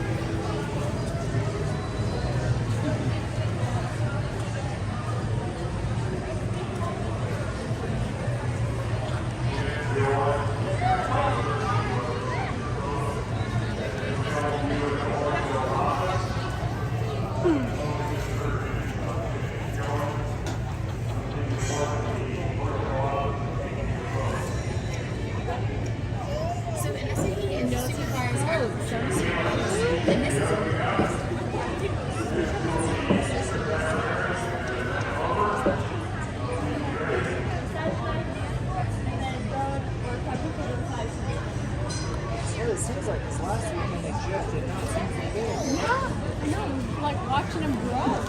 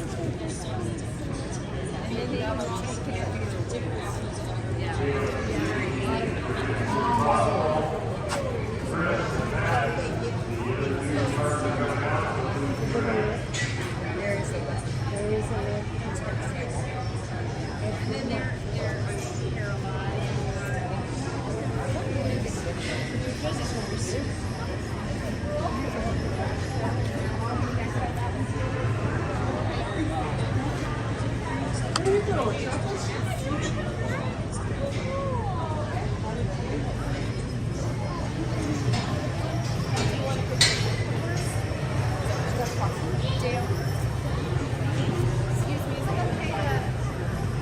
8 years old.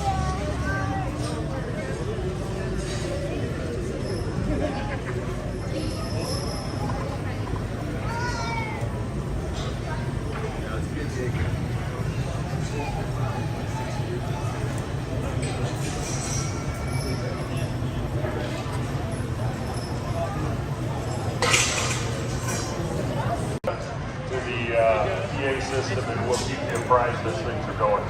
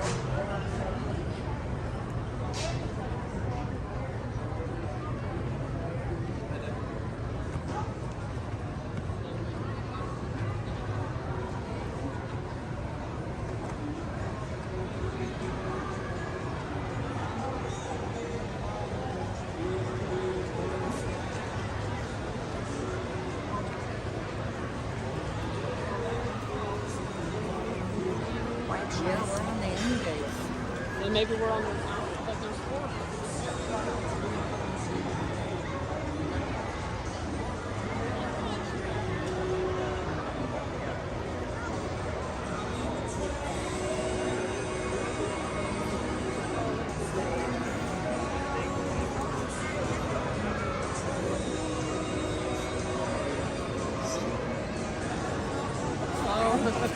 John's back there.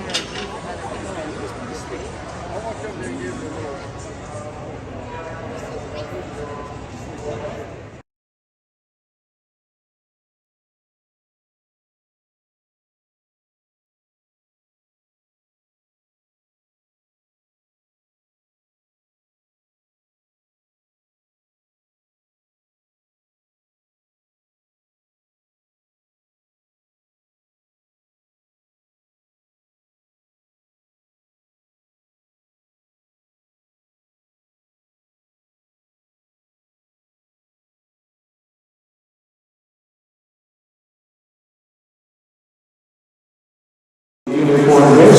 Sometimes the mentioned that it would be possibly a hitch setup for quarry work. When you get to the quarry, there's a little extra help to get up and out of that quarry to hold the materials, and that extra horse will be underneath once you're down in the quarry, when they're going to do that way, a little bit extra horsepower to come back up and out. Or it's possible that you would take your unicorn hitch. It doesn't always have to be a draft horse, by the way. You can have a standard or a thoroughbred, maybe some one-bloods and curry days, but if you were actually going out for a day's fox hunting, you may have a unicorn hitch, so it's right in the horsepower already to the hunt, but you would have your hounds, several couples of hounds maybe in the back of your wagon, and when you got to where the hunt was going to take place, you don't want the hounds, you would unhitch that unicorn horse at the front of the combination, and then you use that one for your day's hunting, and then come on back, hitch them up to return home at the end of the fox hunt. We have actually hunters and jumpers take place over this past weekend. They finished up, in fact, on Monday of this past week with round 3. The show hunters were a topic of competition here. And some of those, possibly in the days of old, would have been used in a unicorn hitch as well for that purpose. I see it looking down the alley. We must be getting close. I did learn something yesterday, folks. Let's talk about these carts going to the fields with the dogs, and Brian assures me that if you're going hunting, Paul, they're not dogs, they're hounds, and they're pairs of hounds. Or couples of hounds. Couples, I'm sorry. Counted in couples, yes. And hounds, of course, when you're out fox hunting, there's a specific kind of the hound that will be used in fox hunting. So generally, certainly you can call them dogs. If you have a hunting dog and you're just going out for coons or a squirrel or anything else like that, but usually it's hounds that you're hunting with if you're on a fox hunt. Glad I know that. Something we talked about the other day. There's not many multi-breed events available anymore, but when you get a lot of people from a bunch of different breeds or disciplines together in the same place at the same time, like we did here at Stock Show, there's an opportunity to learn from those who are more steeped in another breed or discipline and vice versa.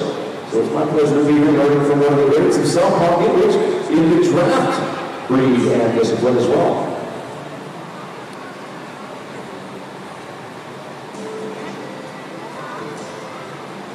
Well, I saw them looking down the alley. When they look down the alley, they think we're getting close. So.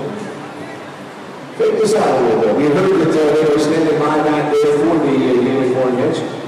So we had a nice turnout. There was about 8 entries showing, in fact.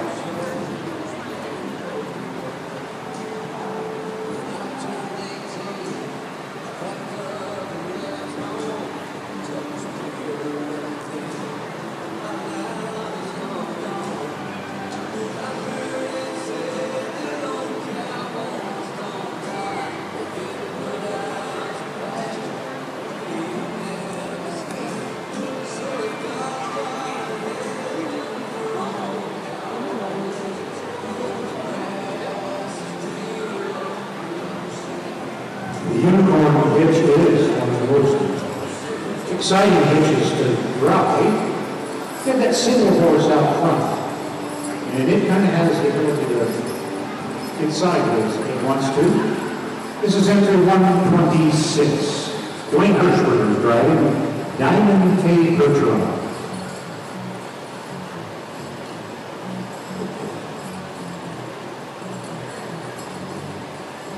They're from Buffalo, Missouri.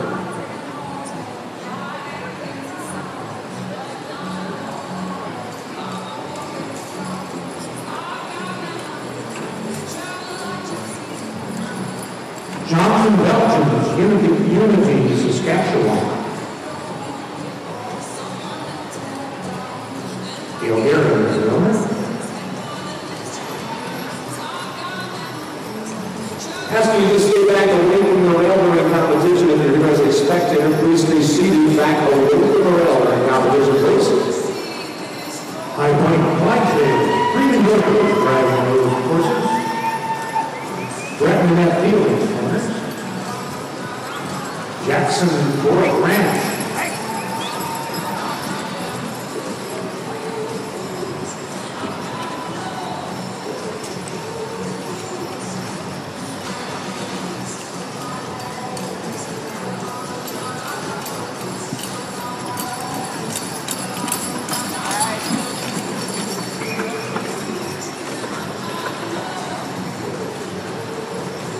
going to begin the reverse. We'll begin the reverse watch reverse here. The way we're going to start with you on the reverse.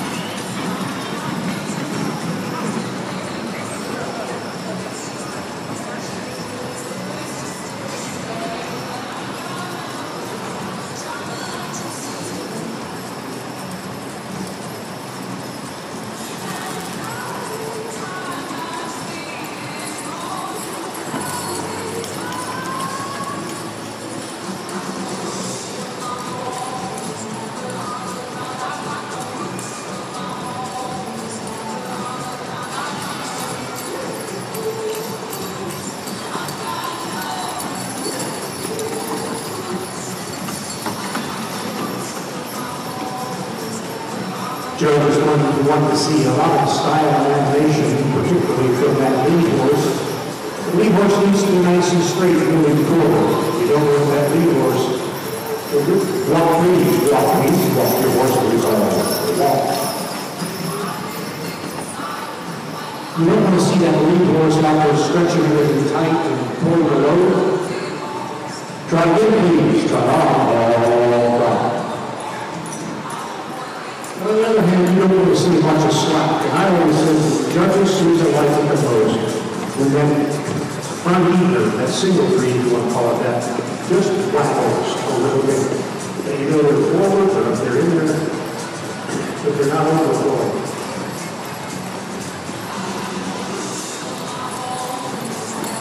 And he wants to see some style on those little ones as well.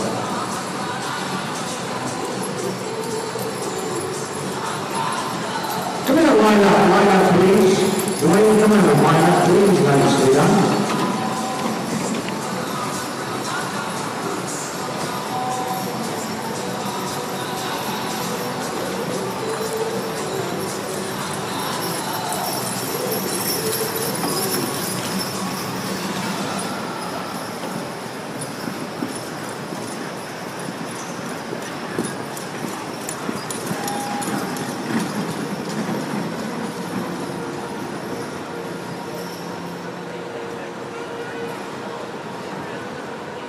Let's give him a big hand as he hit this lineup.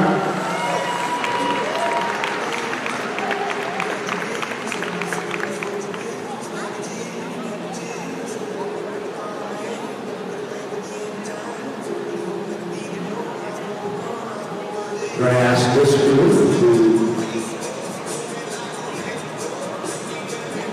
back. Mr. Glenn Lewis is our judge.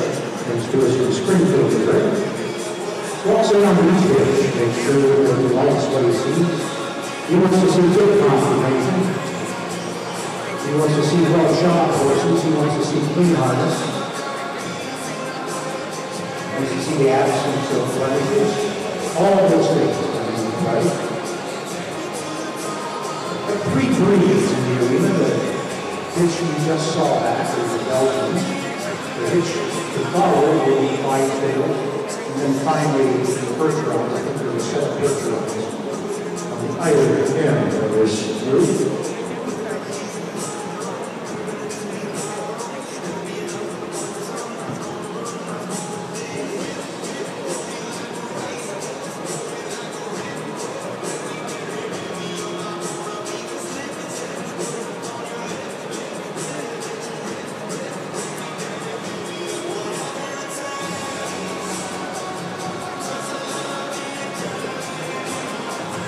Let's open this gate, please. Let's get this first group out. We can start with the Jacksonville Bush. Come off to your right.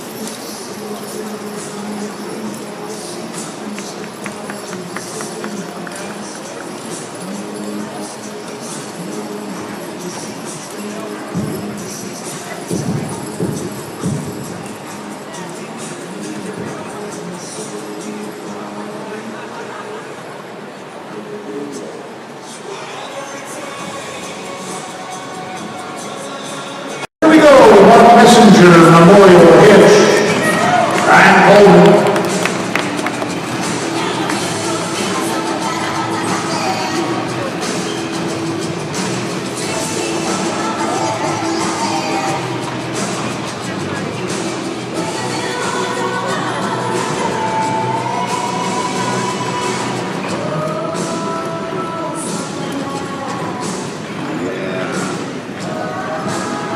Express Bertrons, Josh Mitchell.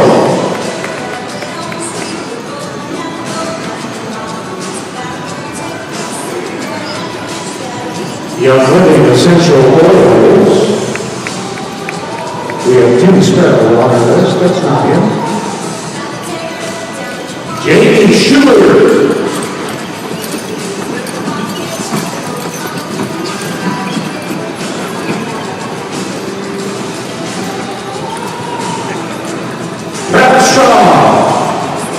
James Bertrand.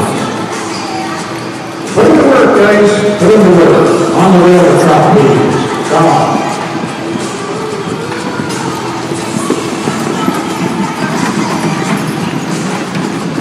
Going to reverse with the Mark Messenger Memorial Hitch.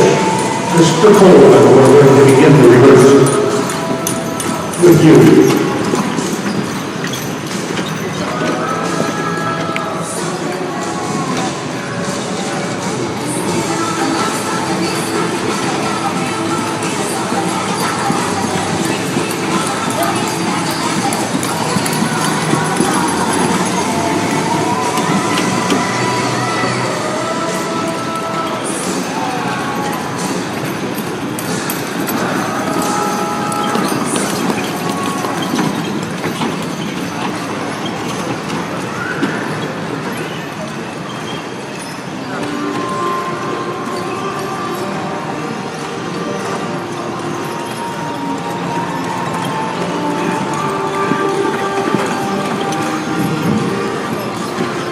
They got to work and don't they? My goodness.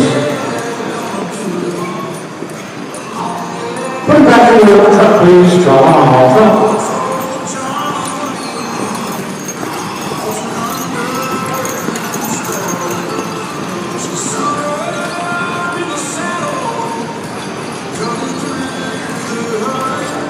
Walk, please. Walk the horses all front.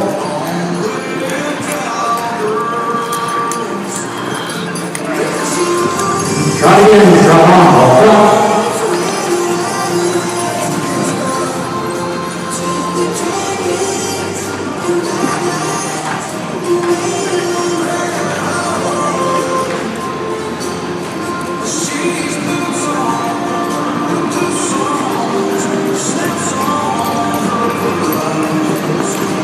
Mr. Coleman, we are going to begin the lineup with you, please. Come in and line up.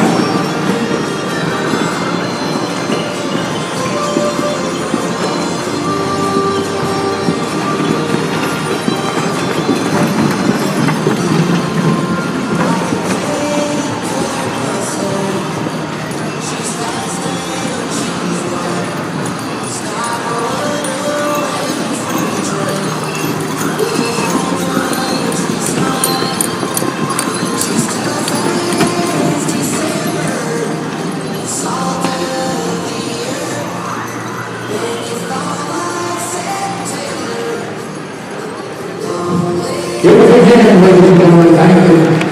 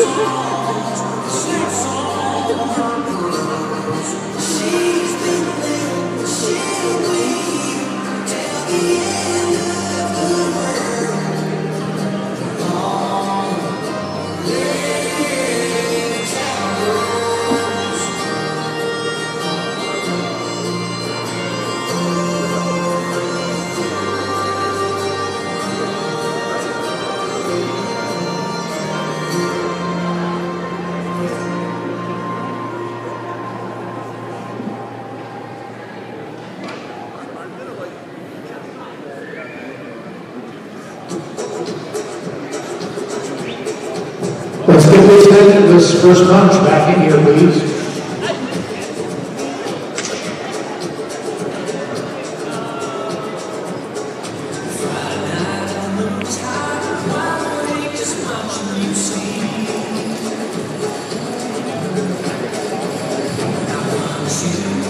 Johnson Belgium's back in.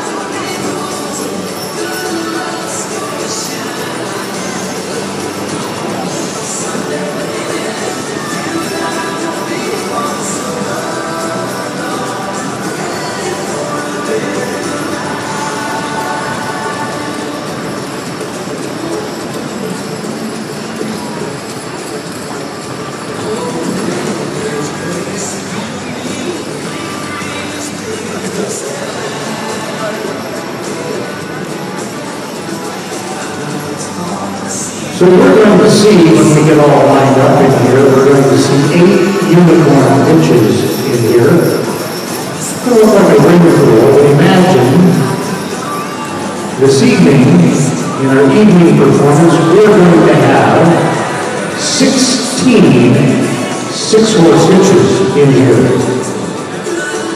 I think we'll make the ground tremble just a little bit.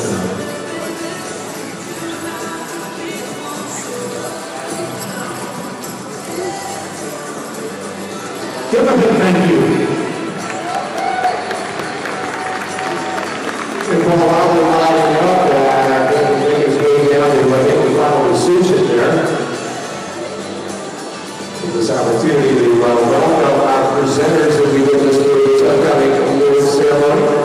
This Evergreen Rodeo 2023, which has its Father's Day weekend, and it could really on hand, and also trains Mustangs to be trip horses.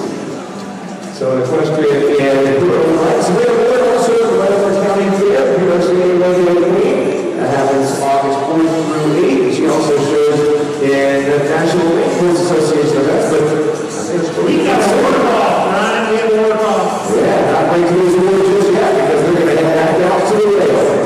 It is the judge's option to just place them even though he hasn't seen them all together.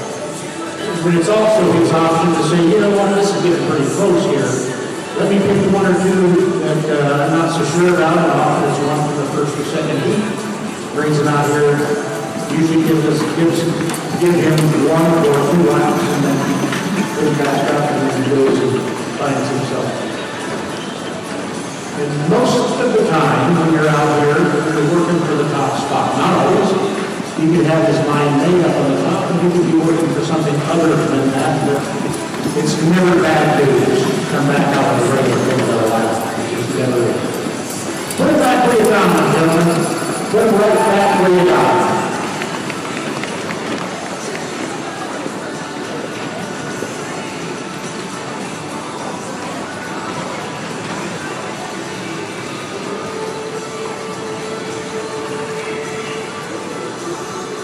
Pretty nice turn down there in the corner of it. And once these guys put it back in the hole, like Brian said yesterday, there's a lot of guys driving minivans that don't park at this bridge.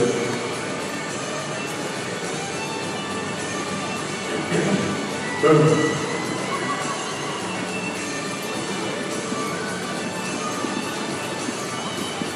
You're just sure you're going to miss the hole, aren't you? Because that lead horse has to get quite past and then just come around and whack. There you go. Give him a hand. That was nice. Beautiful. I'm not sure anybody made a mistake, so they may not have given Mr. Lewis very much help. But that's just fine. We pay him a whole bunch of money to come over here and make these decisions all on his own. So, a whole lot.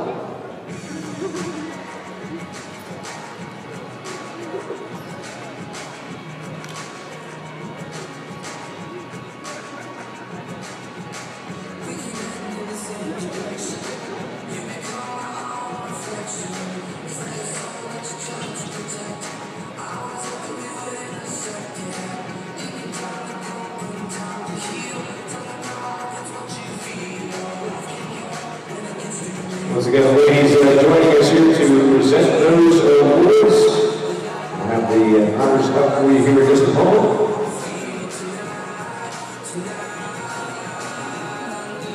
Laramie County here, and the PRC Rodeo Queen once again, Sabrina Ford on hand. Again, this Evergreen Rodeo Orlando crew here to present the honors. And of course, Paul, getting the results ready for you to present the rodeo, as is our draft course custom.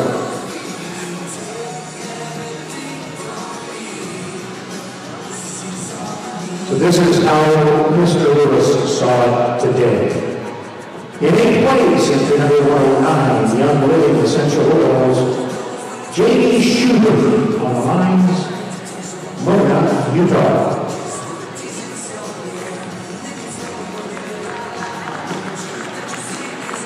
In 7th place, entry number 123, Ames Bergeron, Jordan, Minnesota, Travis Shaw.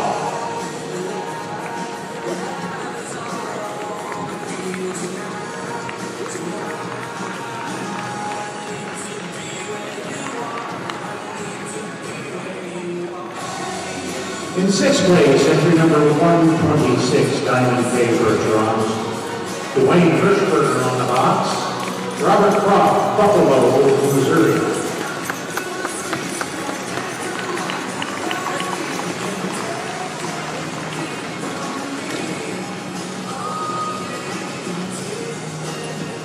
In 5th place, entry number 115, Jackson Ford Ranch, Little Jackson Hole, Wyoming, Reese Mangles managing the line.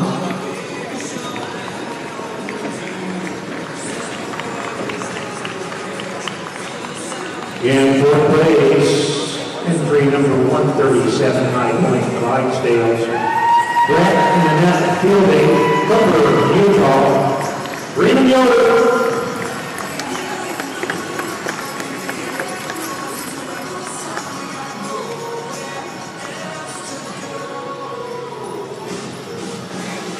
In 3rd place, Express Ranches, Bob Funk, Yukon, Oklahoma, Warren Mass.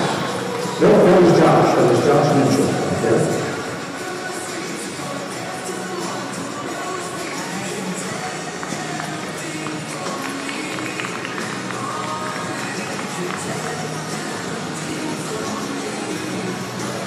In 2nd place, entry number 113, Johnson's Belgians. Let's get up here in Unity, Saskatchewan. Galen Celeste. Gary Miller on the box. Those Belgians got some thump to them, don't they? Oh, my goodness.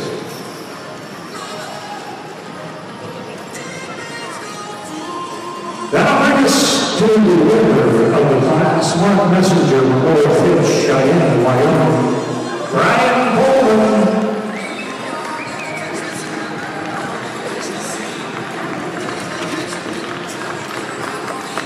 You know, it is I that we sort of look for a word. You know, there's big, there's powerful, there's athletic.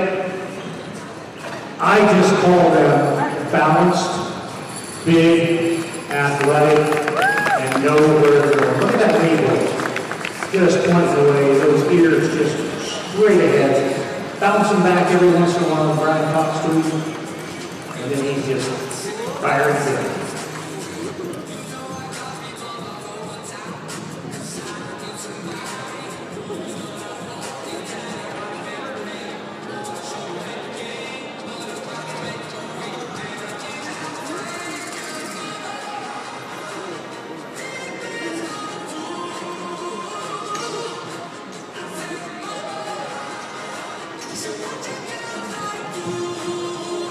You're going to give us a turn and walk towards the door. Mark Messenger Memorial Gift, ladies and gentlemen. Unicorn gift. We got 12 indoors out front.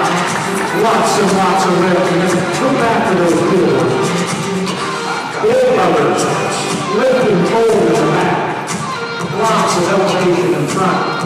When they get straight across from you, and I mean just for a moment, when they're straight across from you, look at those two wheelers, you'll see one set of legs. When they're right there, You'll see that one set, that's what you know. They're step for step and stride for stride. You probably open that gate down and come out of there. We're going to give them a shot out of the gate. And there's not a whole bunch of us here today, but I'll bet you we can make more noise than we made all day. Come on! There you go!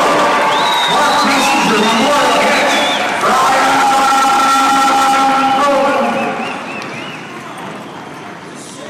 All right, we got another two.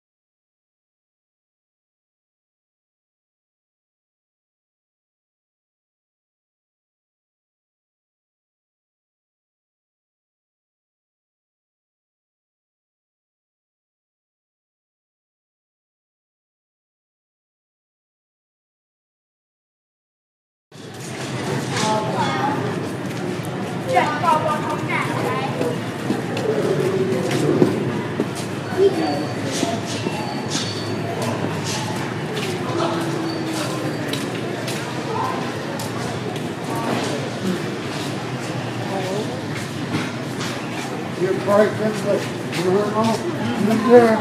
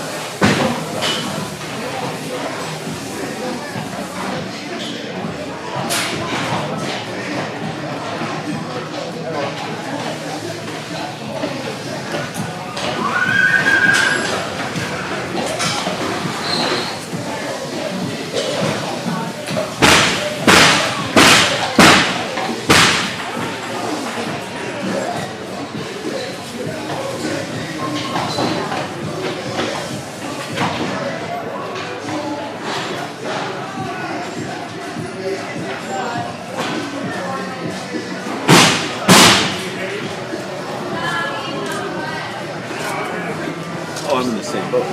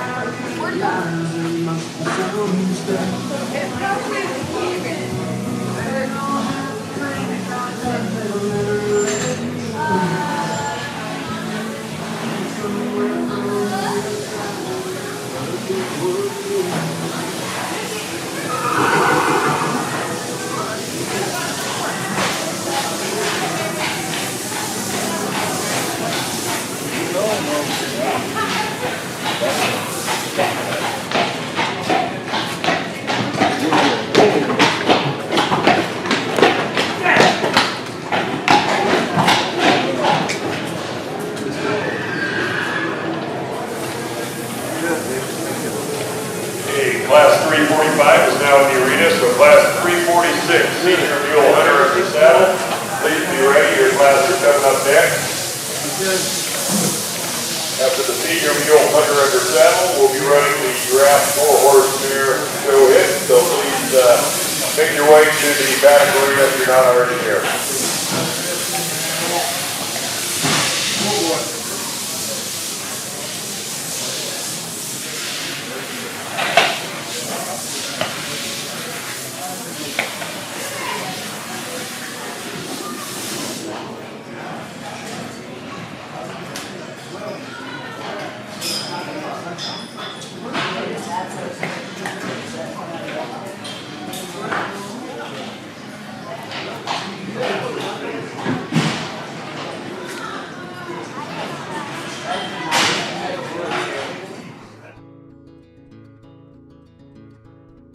Hi, I'm Joy Daly of Shepherd's Lane of Oregon, and I'm president of the Valley Black-Nosed Sheep Society. Hi, I am Emily Ani from Hidden Valley Ranch, and we're located in Utah. I am the vice president of the Valley Black-Nosed Sheep Society, and we are here today to tell you a little bit about the society. We are a collaboration of 80+ farms now. Yes. And we're working together to bring the world's cutest sheep to America. So please join us on our adventure and become a part of the Valley Black-Nosed Sheep community.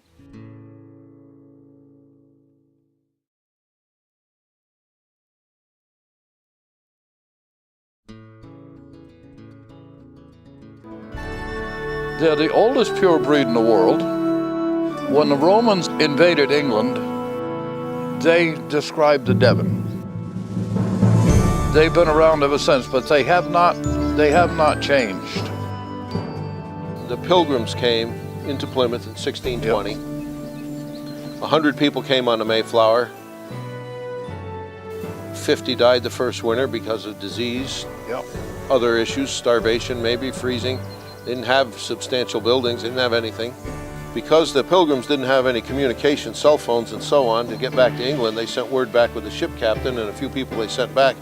We need animals here to sustain us, chickens, pigs, cows, goats, sheep.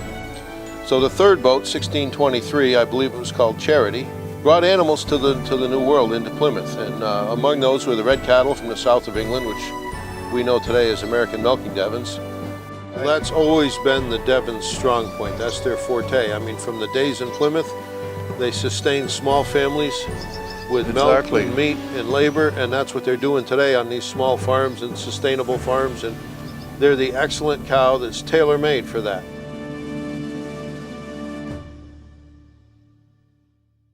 Draft horse originated in eastern England, where it was developed to work the region's heavy clay soil. While other draft horse breeds found employment carrying knights into battle or parading before cheering crowds, the Suffolk breed quietly went about its business of getting the work done in the field and forest. The breed has changed little over the years. They are powerful, intelligent, loyal, and tireless, making them the perfect partner for today's draft horse farmer. Over the years, they were carefully protected from crossbreeding to ensure their desirable qualities would not be diluted. A side effect of that defense against genetic adulteration was a smaller population of horses representing the breed. There have never been a lot of Suffolk Punch horses in the world. In the mid-20th century, the breed approached extinction. Today, while the numbers have begun to rebound, particularly in the United States, they remain an endangered species of horse. The nonprofit Saving Suffolk's North Coast chapter was formed to educate the public about this important horse breed and promote its preservation. You can join this mission by making a tax-deductible donation. Visit the website on your screen to find out how.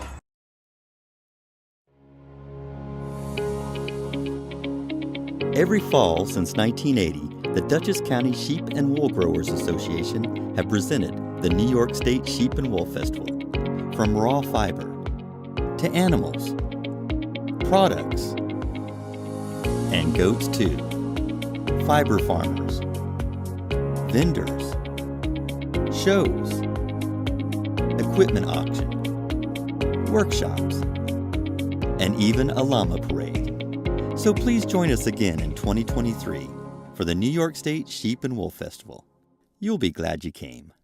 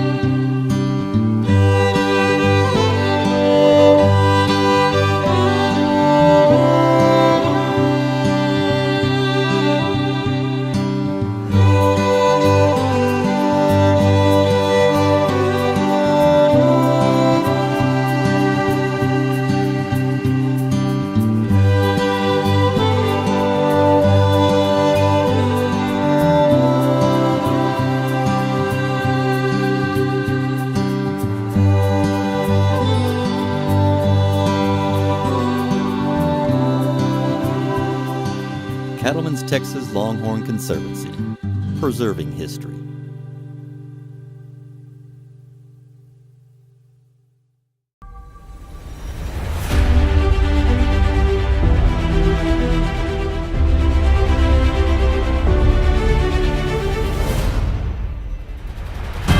American Goat Federation, representing all goat production.